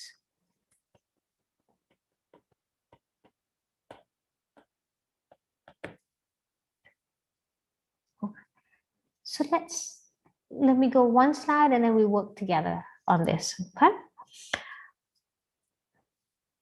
So what does this mean? This means that we can think about optimal diet choice as possibilities for a predator in the environment. A predator can specialize, only eat prey type 1, right? And which is that prey? Only eat the most profitable prey in the environment, or it can generalize, eat the most profitable prey as well as the less profitable prey, right? So these are its two options. Right? The decision to specialize, only eat prey 1, is a function of how common that one is, right? The abundance of the most profitable prey. And actually has nothing to do with the abundance of the less profitable prey, because we worded this rather clearly, right? At the beginning, before I even wrote the E over H equations, we actually worded this. So animals moving through the environment, and it's got to reject something it encounters, right? And seek for something that is more profitable. And it's all that seeking time that is influenced by the abundance of the profitable prey. And so the switch between going from only eating one type of food to going to eating, generalizing, to moving to more than one type of food happens suddenly when this inequality is satisfied, right? That when this profitable prey gets common enough, then you don't need to eat the other. Any questions? Did you see how I crafted the cost benefit analysis here? And is it clear how we build these kind of models? And if it isn't, ask me now before we run through an example together.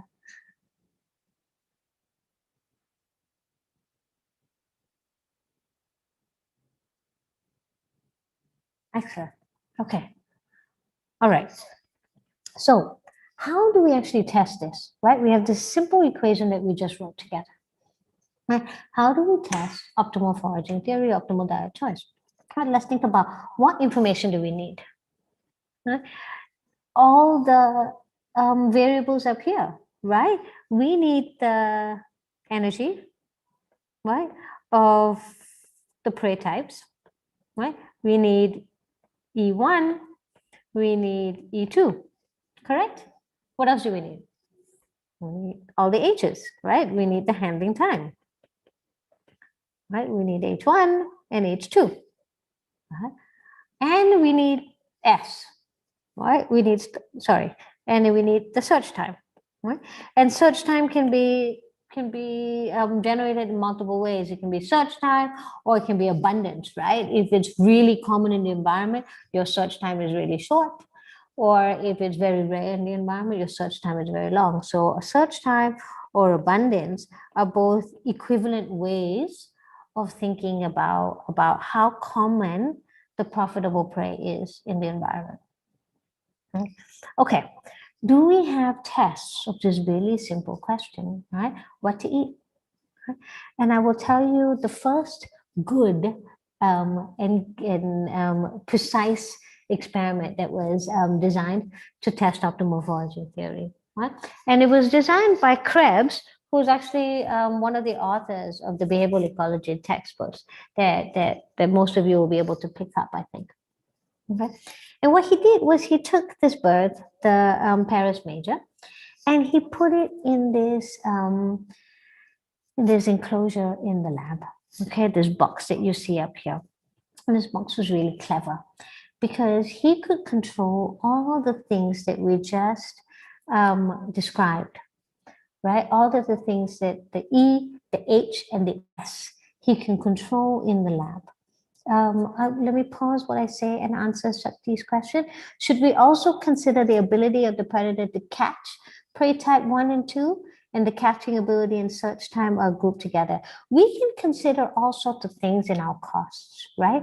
So catching ability can be subsumed within the handling, right? So we can think about handling time as the time it takes to catch and eat the prey.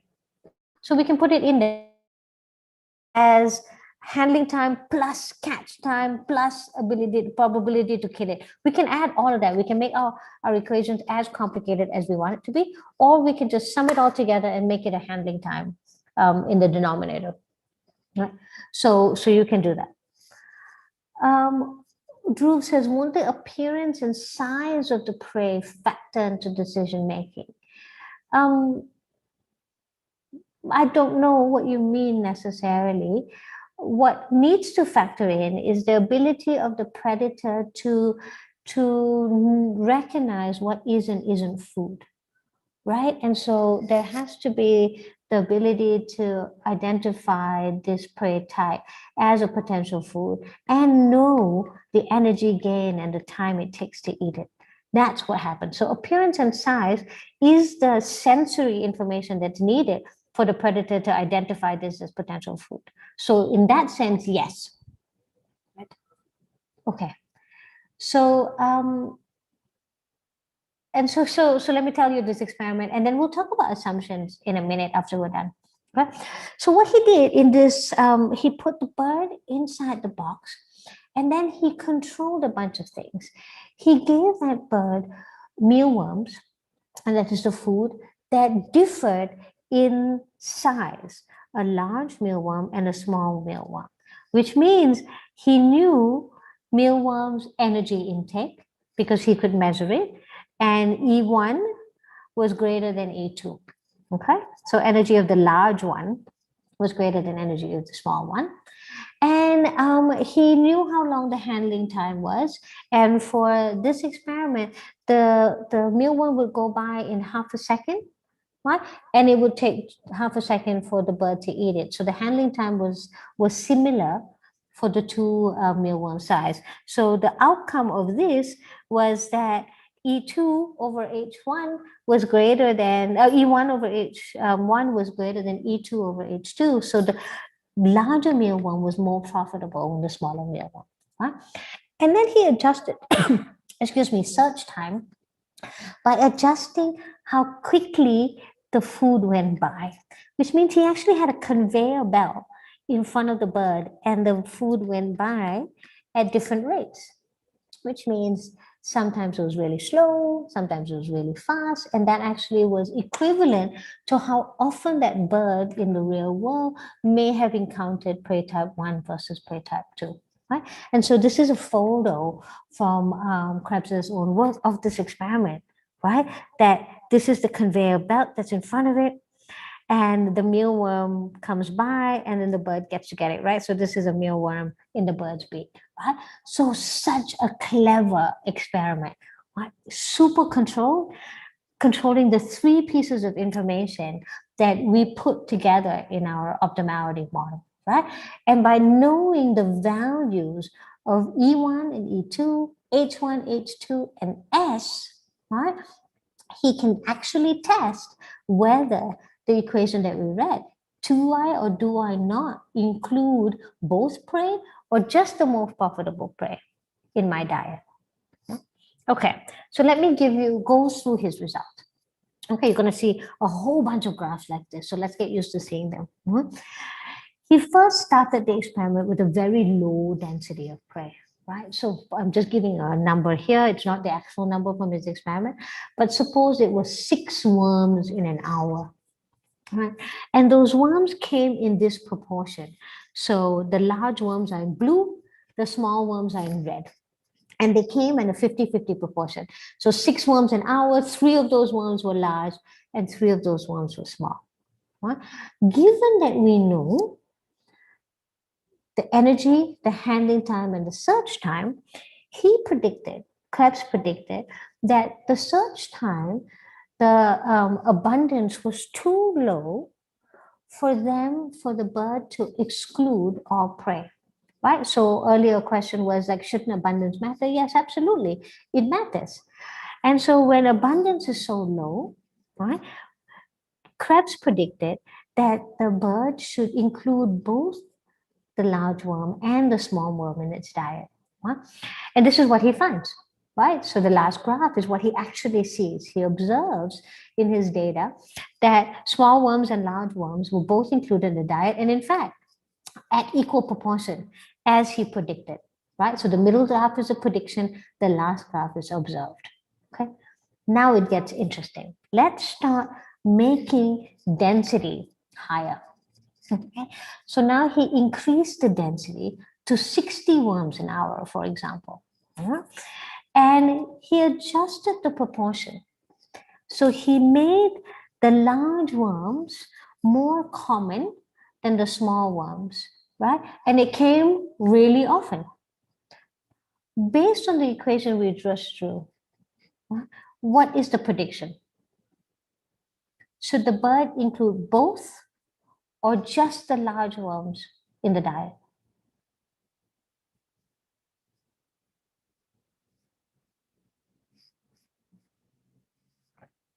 Can we have some possible answers in the chat?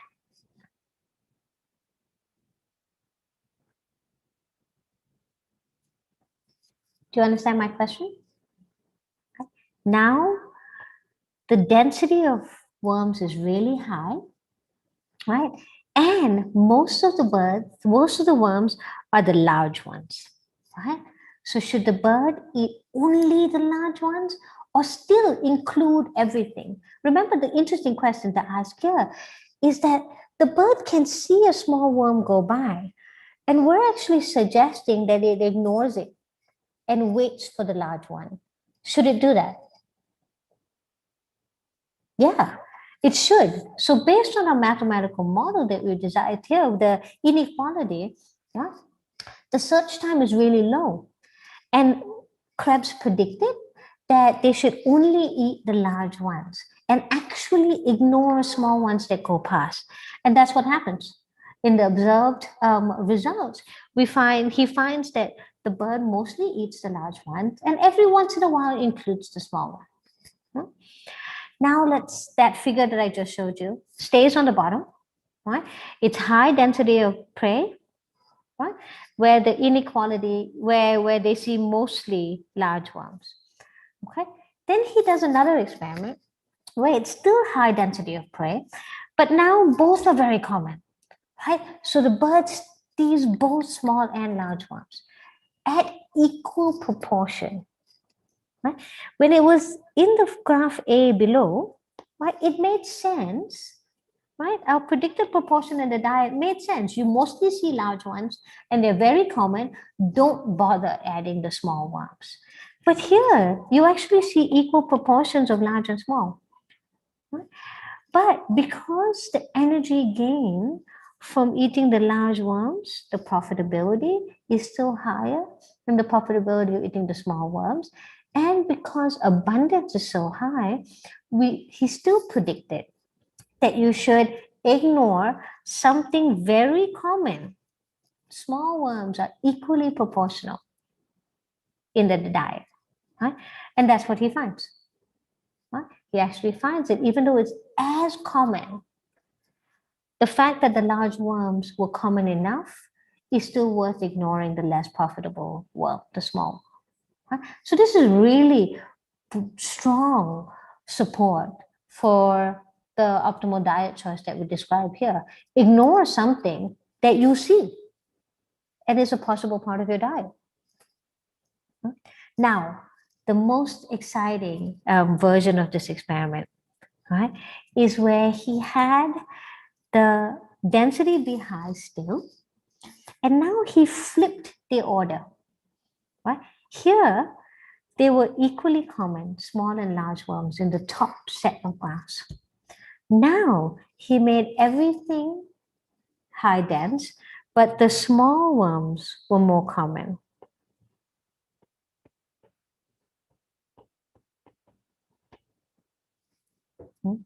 This is really interesting test, right?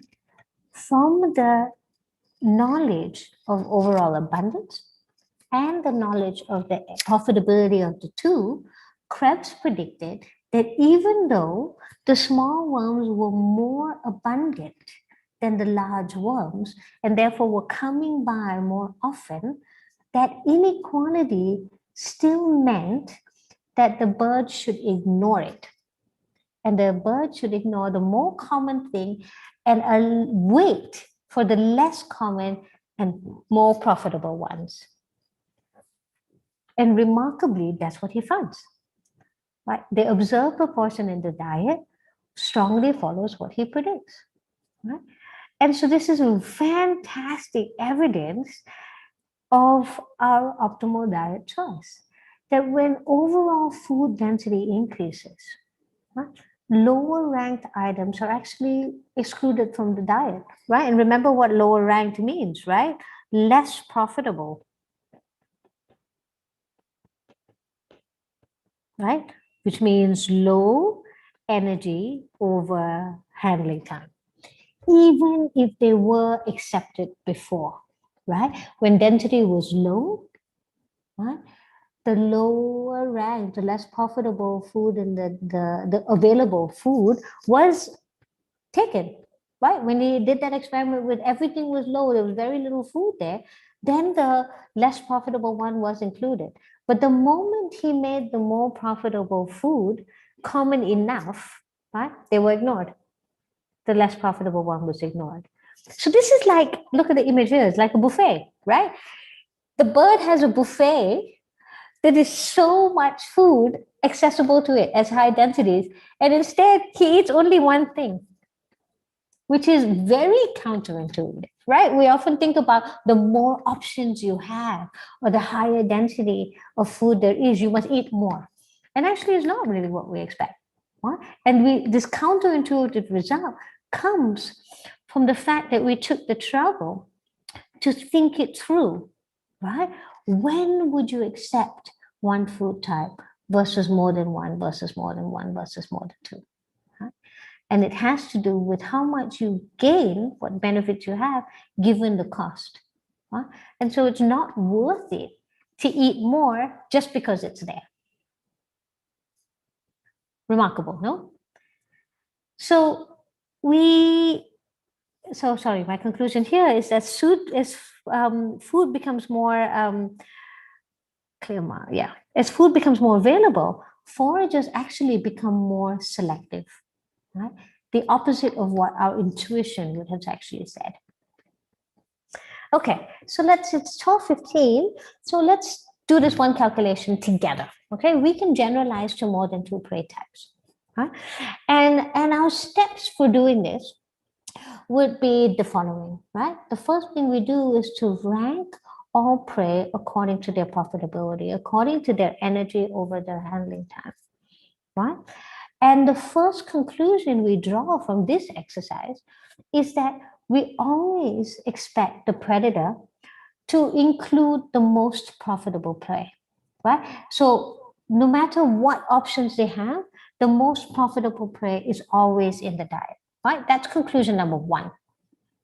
Then the question to ask is, what next, right? Does it include the most profitable prey? So look, I've got 6 possible prey here on the right side. So this is our most profitable. This is our next. This is our next. 4, 5, 6, right? And so we should think about all the possible diet combinations, right? It could include prey 1 only, right? And then what's another option? Prey 1 plus 2. Right? Then prey 1 plus 2 plus 3, and so on and so forth. Right?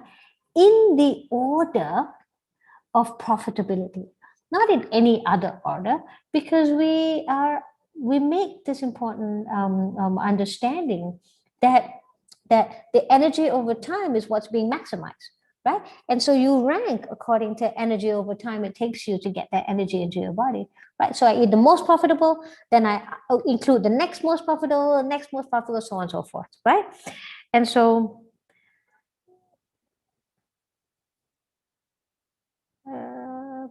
sorry, I'm having a little bit of trouble. 1 second. Okay. And so then we sequentially add prey into the diet in the order of their profitability. And then we start calculating. We calculate the energy gain by sequentially adding prey in this order, right? And so we think the second conclusion we draw is when to eat the next prey, as long as by doing so, you get more energy than if you didn't include it. Right? So let me start adding some of the other assumptions that I know we're thinking about, right? We're all thinking about real animals in the real world with real challenges, right? So let's add more challenges. Let me take that one equation that was very simple, which is E over H, and add a whole bunch of stuff, right? Let's add some more costs. Okay? So let's think about, I want you to get used to different notations, right? What I had before was just energy, but now I can use a different notation for the inequality that we want to describe here. And here that notation is Y, for the total amount of energy gained per unit time while foraging, right? It's going to be a function of what you've eaten so far and the costs you bear while doing that, right? So the proportion of food items that are eaten of type 1, the energy gain of eating food type 1, minus what? Our equation is energy over time. So is there any energy cost? Sure, right? There's a cost per unit search time of energy you spend, right? So the animal spends energy moving through the environment looking for food. So we can actually take an energy cost out of the cost gain while eating, which is your P&E, and how long you spent searching, right? So if you search for a long time, you spend a lot more energy searching. Huh? And in the denominator, we have all our time components, right? The time, the handling time, which I had before as H, but now I'm just making it as a small t. The handling time of eating prey type 1 times how many of them you ate, plus the search time. So this is all E over T, right? Energy over time. So it's the same equation before, we're just adding more complexity that makes it more and more realistic for a real animal moving through real space as opposed to a bird with a conveyor belt of food going by very conveniently. Right? Okay, so let's spend 5 minutes running through this calculation together so we know how to do this. Okay, so if this is my equation and I'm trying to understand a predator's decision making when it has 3 food items in the environment, right? It's got food type 1 that is available at this proportion. 20% of the food that's there is type 1, 30% is type 2, and 5% is food type 3. Right? Each of these food has an energy associated with it, an energy measured. We didn't talk about that, but a unit of energy would be kilocalories, for example. Right? And a handling time associated with it. Right? The first thing we need to do is do our Eoverity calculations, right? Because the first thing we need to do is figure out of these 3 prey, what is most profitable, and then next profitable, and then next profitable, right? So our E/T would be 4 divided by 1, 4, 2 divided by 1, 2, and 1 divided by 2 is 0.5, right? This is what the prey knows. It knows that it has 3 food items. Right? And then it knows to rank those 3 food items, which means the most profitable food that is accessible to it is prey type 1, and then prey type 2, and then prey type 3. So this is step 1, right? Which means what should it include in this diet always? This one, right? Always eat this. Now our question is, do you also eat prey type 2 and 3? Given that it takes you 1 second to find each item of food and the cost it takes you to move through that space is 0.1 kilocalories. How do we figure this out? And I'm looking at time and I feel like we're running low on time, so we won't actually run through this, but I want to walk you through the logic, right? Our possible diets here was prey, right? So our possible diets, I'm going to write this down so you understand how we, possible diets, right? Is prey 1 only, and then prey 1 plus 2, prey 1 plus 2 plus 3. And so for us to figure out if the predator should eat all 3 or just 2 or just 1, we can now plug the numbers that I have in the table into this, right? Prey type 1 only would have some energy cost, the proportion, right? So it's the energy gain times the proportion minus the cost that I have up here, the C, and the time it takes you to find prey, divided by all that search time and handling time. We do that for 1 prey, we do that for both prey, and we do that for all 3. And then we look at those numbers and we say, now which one is bigger? The one that's bigger is the one that results in the highest energy gain over time for that prey. And it's the one that determines what we expect the predator to do in the environment. Are we clear about the steps? Are there any questions?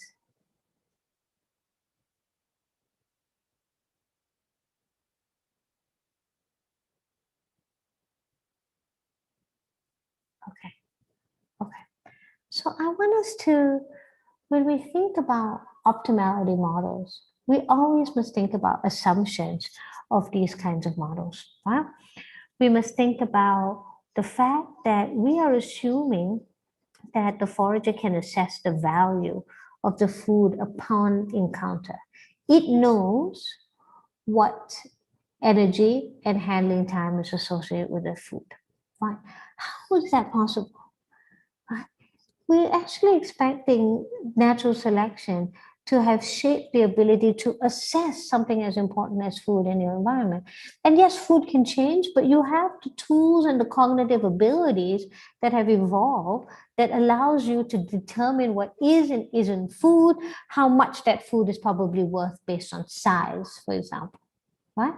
We also assume that the forager knows all its options, right? It can accurately rank prey according to energy over age.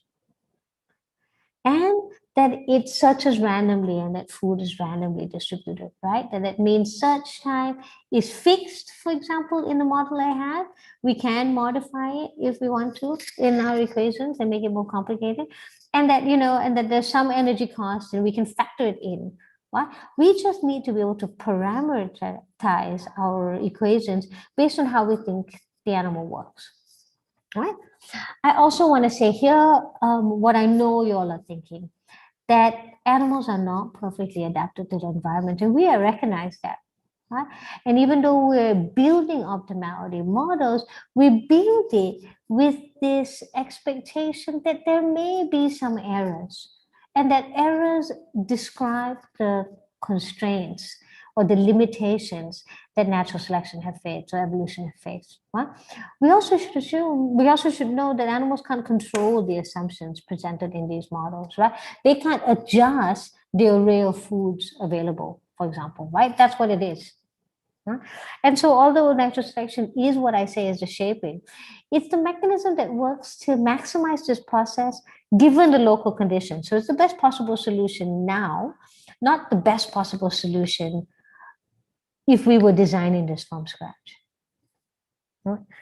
And so if you remember from the Krebs experiment with the bird and the conveyor belt, that although he predicted for some of his results that it would be only 100% eating large worms and not any of the small worms, the bird snuck in some small worms in his diet. Right? So what do we do, right, as an adaptationist when we see these mistakes? Are mistakes an indication that our optimal foraging models are wrong? I want to be more realistic about that, right? That we must realize that animals are living in real worlds, and actually their knowledge of the environment and their food options are not perfect, right? And so those mistakes reflect the degree of information that they have accessible to, right? We should also expect that natural environments are changing and variable, right? And so you can't be a perfectly designed animal for the environment, right? Because that environment is going to vary a little bit, right? And so you actually need to have some flexibility in there, and that means there's going to be some range around what you do given the environment, right? And that we made some really, so the first two the first two statements that I have here actually suggest that animals aren't perfect. But my third statement here, that animals are actually better than sometimes we give them credit for, right? That our models that I designed here can be modified to include things like this, that animals actually search more efficiently and not randomly through the environment where they encounter prey in this random way, but they could be searching more efficiently. And so therefore your search time could be reduced, your search costs could be reduced. And we have to be able to know our organism well enough to be able to parameterize well enough, right? And so very quickly, let me summarize this model building process before I move to the last little bit about optimality. Right? How do we build optimal models? How do we build optimality models? The process is we first determine what currency is being optimized. Right? With the food stuff, our currency was net energy gain per time. Right? Then we determine our constraints, which is energetic, time, ecological, right? The prey availability is a constraint, right? They have no control about how abundant it is or not, but we can put that into our model, right? And our mistake as modelers of behavioral ecologies is when we fail to identify all constraints, right? Or the precise nature of these constraints, right? Then our models become poor predictors of reality, right? And then we finally have to determine the appropriate decision rule, right? So for our example here is that we were testing optimal foraging, right? Which means we were comparing the observed diet with the possible diets given the constraints of the foraging in the environment. And that's how we build. Okay. Any questions before I move to a graphical way of thinking of this?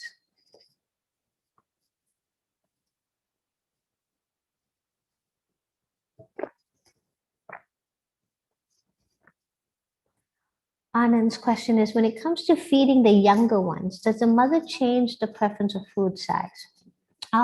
Right, absolutely. She can, right? It depends on taxa. There's so much variation in this answer, but she absolutely can, right? She can change the preference of her food size based on what her offspring needs. Right? And so as her offspring grows larger, she can be getting larger and larger food. And we can actually right now, I built this model for an individual foraging for itself. Right? That doesn't mean I can't build this model for a parent foraging to feed a young, right? We could easily change this model to accommodate that kind of question, right? We just have to think about the currency and the constraints and the decision rule.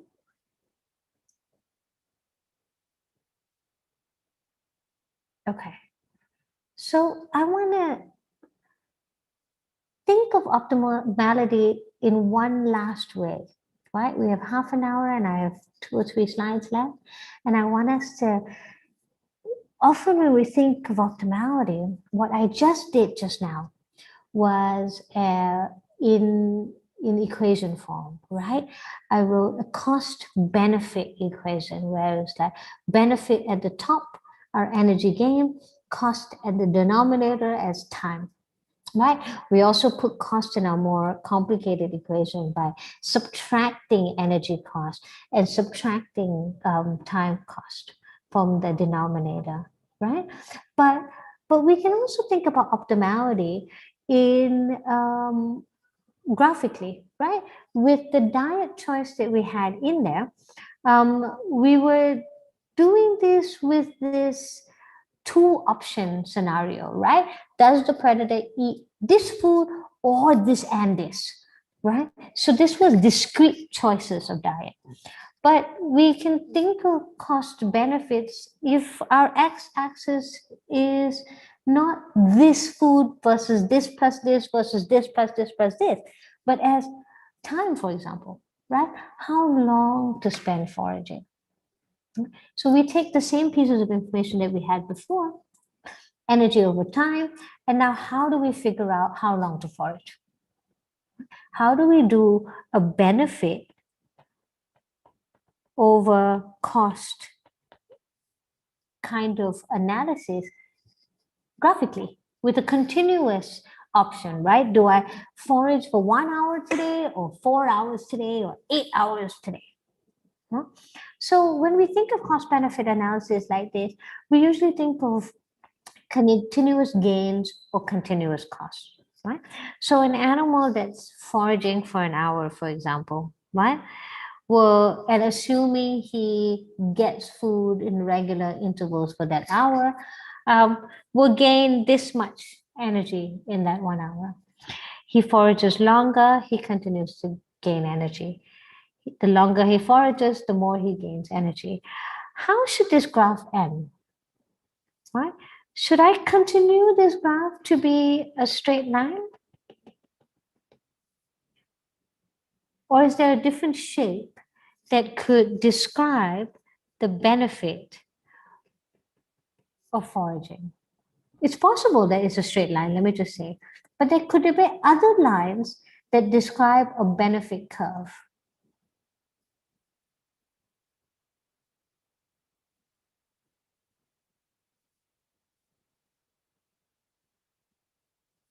We can have hands up or the chat as possible answers.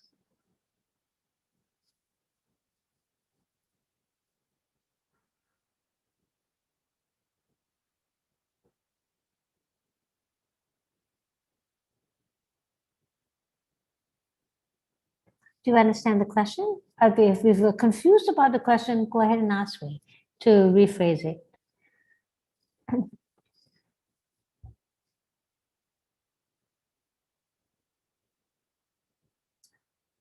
Small frame spent with energy gain, small time frame. I'm not sure I understand what that means. I want to know how long, right? How long to forage. And suppose it's like a bird that has lots of options to eat. You will get parallel to X as the energy gain can't be extended beyond a limit. Absolutely. The curve levels off beyond a point. Great. So we can think of this as linear, like I suggested, or it could plateau after a while. Right? Because you could forage for a long time and then your energy gain just sort of levels off. And it can level off for multiple reasons. One, you're full, right? And so you're actually not getting more.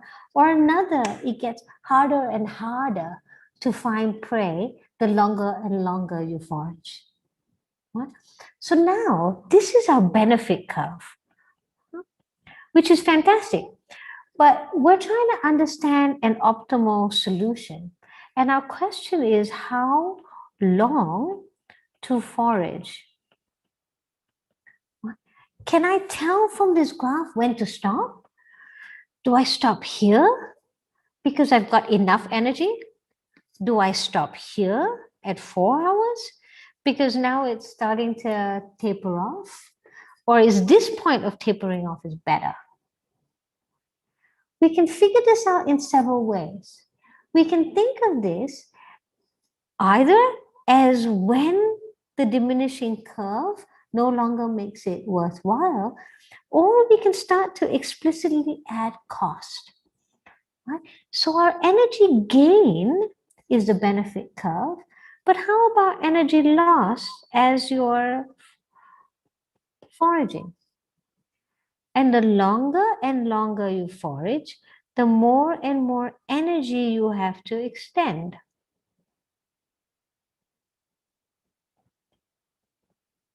Right? And so this could be a potential cost curve.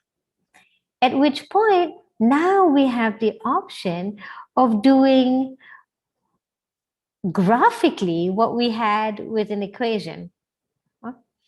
That we have a benefit curve, that you get more benefits the longer you forage, and you have a cost curve, which means it's more and more and more costly to sit there and look for food or to run around the environment and look for food. And an optimality model would say that the highest benefit for the lowest cost is the right solution, which is at the fattest part of this curve. The highest benefit for the lowest cost is this point in time. And this is when we can predict, as biologists, stop foraging. And so this is a graphical way of doing exactly what we did with the equation, right? Thinking of the benefit as it accumulates when the behavior changes and the cost as it accumulates when the behavior changes, and then ask, what's the highest benefit to cost? Right? And so it's an economic solution to the question that animals have a range of options. They can forage for a short amount of time or a long amount of time. They have this huge range accessible to them, right? But they have to decide what is the best decision, right? And they can use optimality or economic solution to figure out what's the best idea, what's the best stopping point, or what's the best behavioral decision. Right? And we can use optimality or this cost and benefit idea to understand any behavior, right? So like this one, right? When I started earlier and we had this picture of the dewlap flap rate, right? We can ask the question, how much to flap your dewlap, right? Do you flap just a little bit or do you flap a lot? Right? Can we draw a cost benefit curve for that? What would that look like? right? And that cost-benefit curve could have lots of different kinds of x-axes, right? For the foraging, we were talking about energy as an x-axis. But what's a possible fitness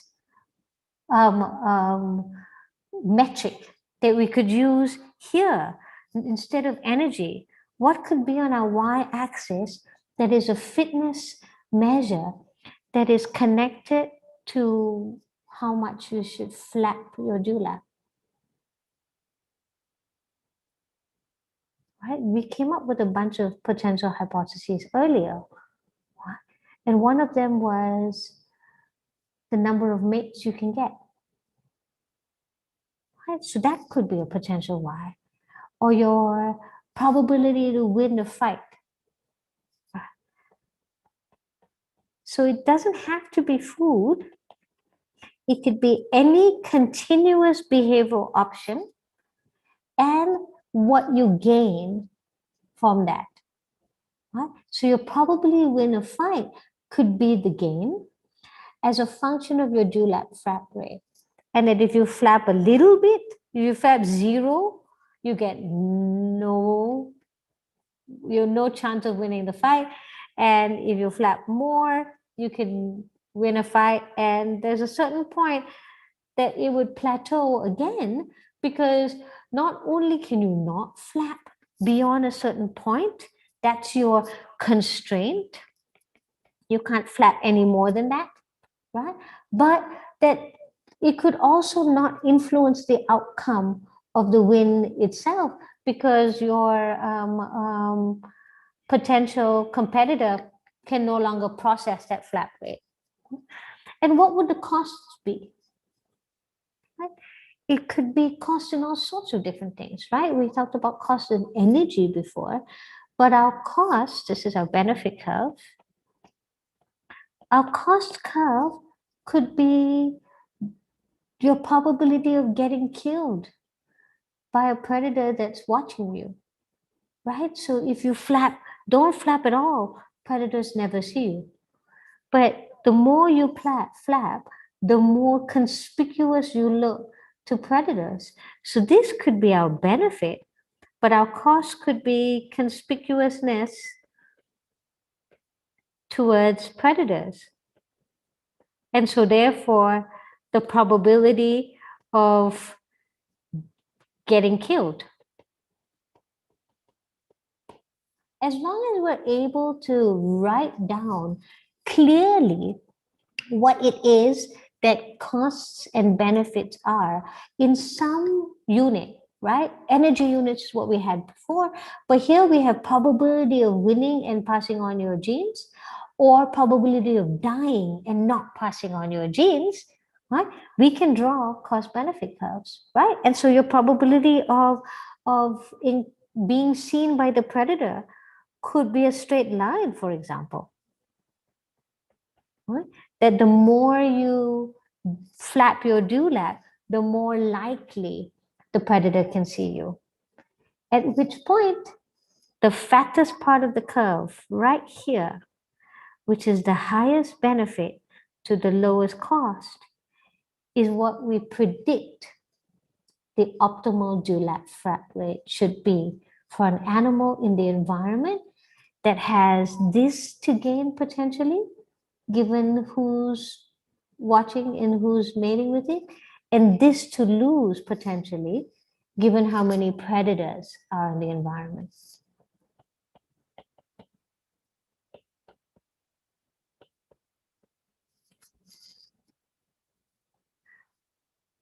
I'll stop here and take Wintu's question. You asked in the previous slide, the highest benefit and lowest cost are at different points. So is it better to say that they stop foraging beyond the point when the difference between the benefit and the cost is maximum? Yes, right? Because the lowest cost is actually here. Well, let me change the color of my pen for a second so we can constrain. The lowest cost is here, right? Which is don't do anything. The highest benefit is actually here, right? This is the highest benefit. but that highest benefit also has the highest cost.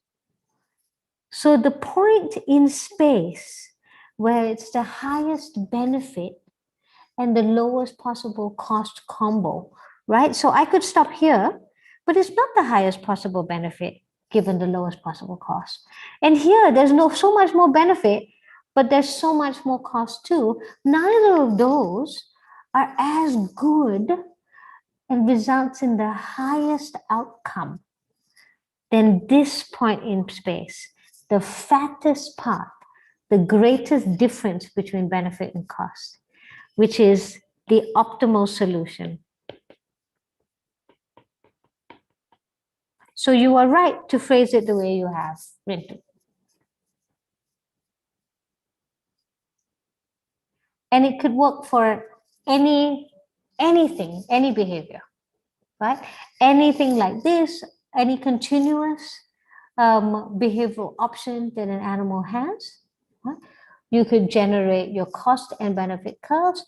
And then as behavioral ecologists or animal behaviorists, we can predict what that optimal response should be. And then it's our job to go out into the data world or bring our animals into the lab and test our prediction, right?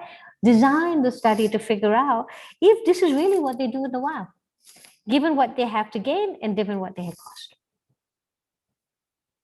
Okay, we did it. It's 15 minutes to the end, and I will take any questions about anything I've said before or any questions about animal behavior in general at this point. And I just want to remind you that we covered a lot in 3 hours. We went through the foundation of animal behavior and how we should be thinking about it. We went through the framework, right, using the 4 types of questionnaire, right? And then we went through an example that uses optimality, or at least another way of saying it, uses this benefit cost approach to predict what we see and to make sense of what we see. So if there are any confusions about anything I said so far, please stop me and ask now.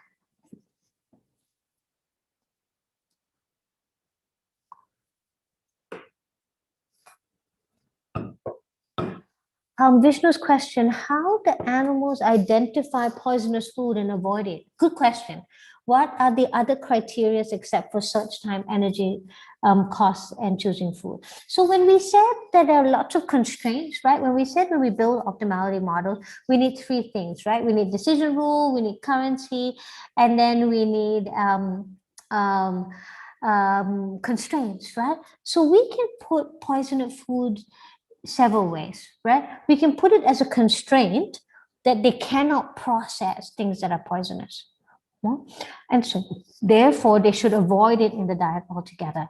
But if I use Tinbergen's 4 to answer your question, I would say that one way for them to know what is and isn't poisonous can be answered with the mechanism corner of Tinbergen's 4 types of questions, that they evolved sensory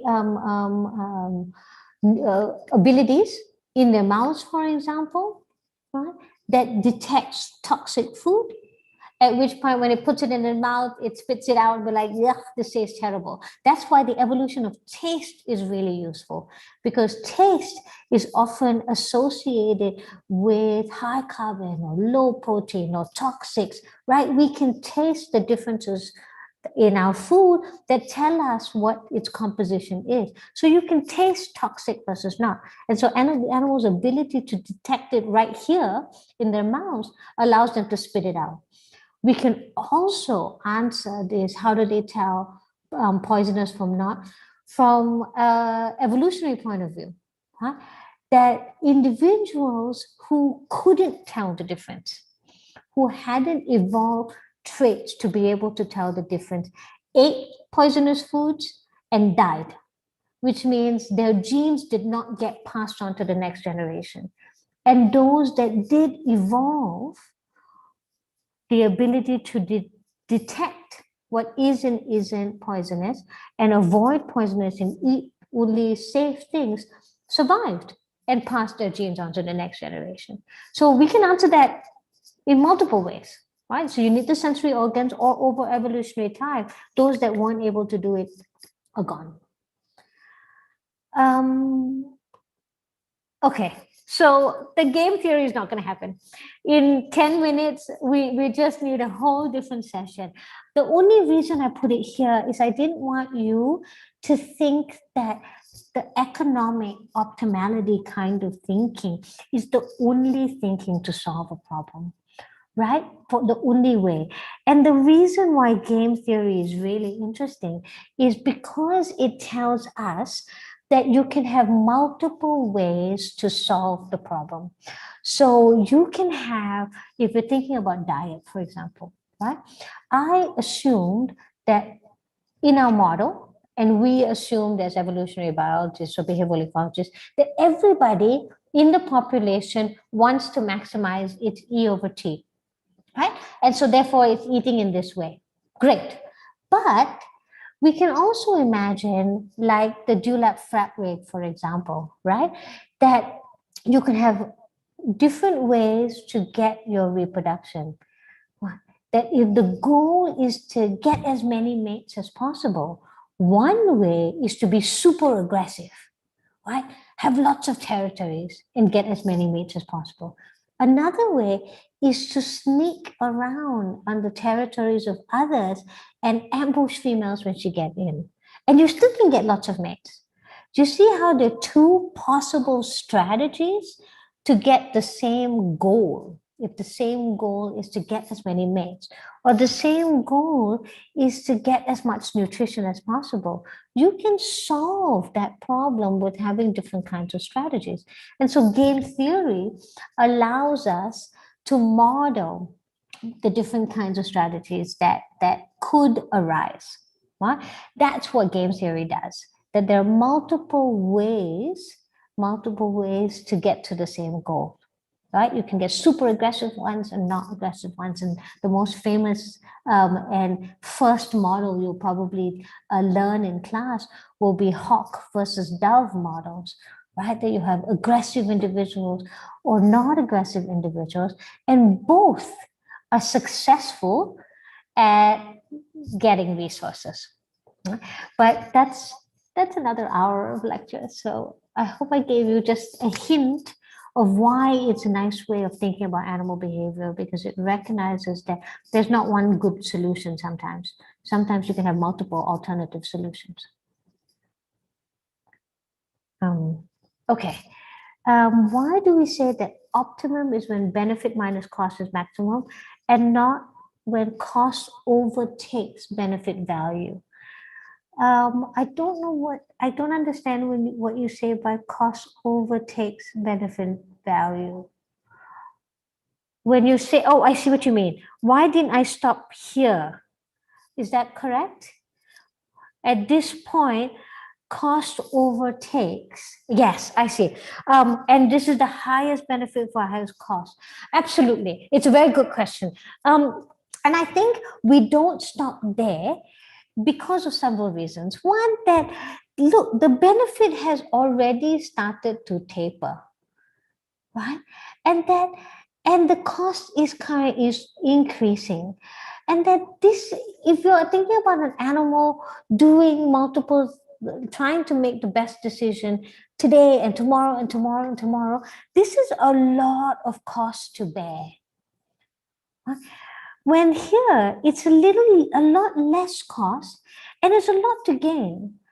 And that we don't actually have to impose so much cost to get the highest benefit, because the benefit is already starting to taper and it's not worth it anymore. It's getting less and less and less worth it, but more and more and more expensive to do. So actually it's economically smarter to stop sooner. And if you stop sooner today, you have not lost so much energy and you have enough energy to go tomorrow, and you've still gained quite a bit of benefit.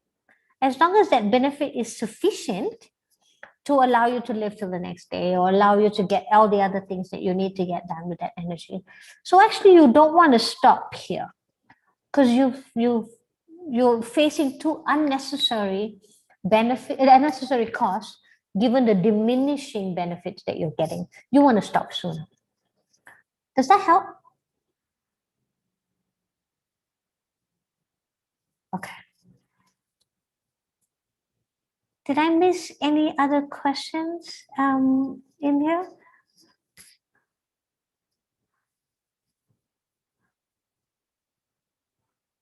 How would the prediction take into consideration the dewlap rate being less due to evaporative water loss or other factors? Absolutely. So I drew this with one kind of benefit, right? Because we hypothesized first that we've had multiple hypotheses, right? That one was the probability of winning a fight or getting a mate, right? But I could make this an energetic problem. So for example, I put on this upper end a boundary that I said was a constraint, that you physically cannot flap your dewlap more than this amount on the x-axis, right? Your muscles are built in a way that you cannot go any faster. That's an upper end. If your prediction here is that you need evaporative water loss. So for example, if we thought that multiple reasons to flap your dewlap were in play, and one of this is that you need to cool down, then maybe I actually need to put a bottom end here to the flap rate, that you must flap more than this, because you need at least some flapping to cool yourself down in the summer.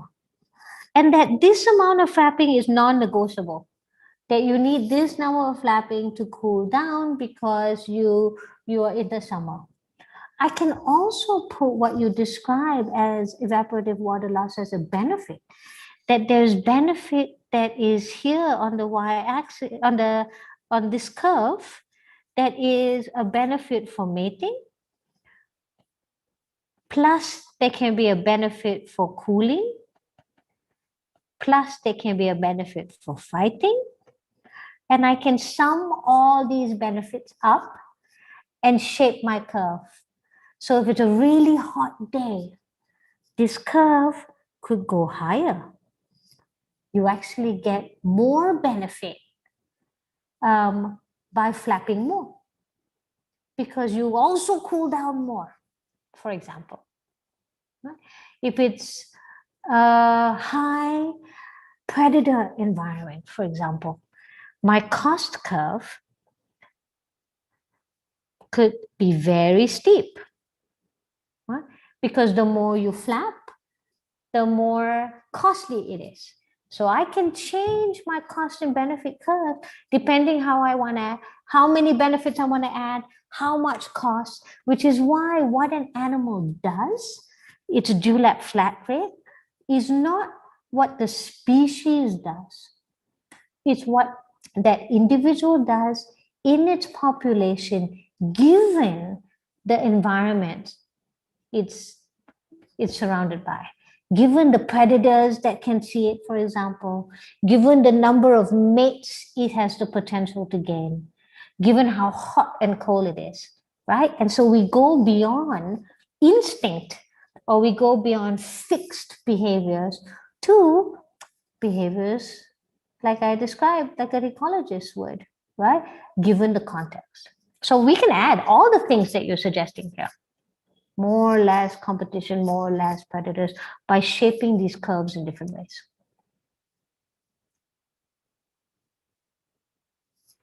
Okay. Anything else? Alarm calls of some species like monkeys are also identified by other genus like deer and birds. How? Yeah, it's a really good question. Inter-species interactions are are extremely interesting. And we can think of animals evolving, the genes for themselves moving in there, but they're also in context with others. And so you could have alarm calls be fairly generalized, like a loud, sharp sound that your species make or any species makes is alerting, right? And that's what could be the initial trigger, right? And not necessarily that specific sound made that by a monkey, right? Over time, it becomes more and more common that loud, sharp sound made by a monkey is also tightly correlated with a tiger walking past, right? And so that association is made and either learned in one generation or embedded in the genes over time. But it's most likely the alerting noise is what all animals have a sensory system to capture, right? We all get startled, humans included, right? When we hear a loud, sharp noise and we look up. And so that loud, sharp noise allows everyone to look up and they'll be like, oh, look, here is the tiger. And so that's how the process could have begun. And that's one explanation. Okay. So it's 1 o'clock, and I think it's probably a good time for us to wrap so that you have an hour break from your computer. Thank you so much for joining me this morning and listening to this. My pleasure.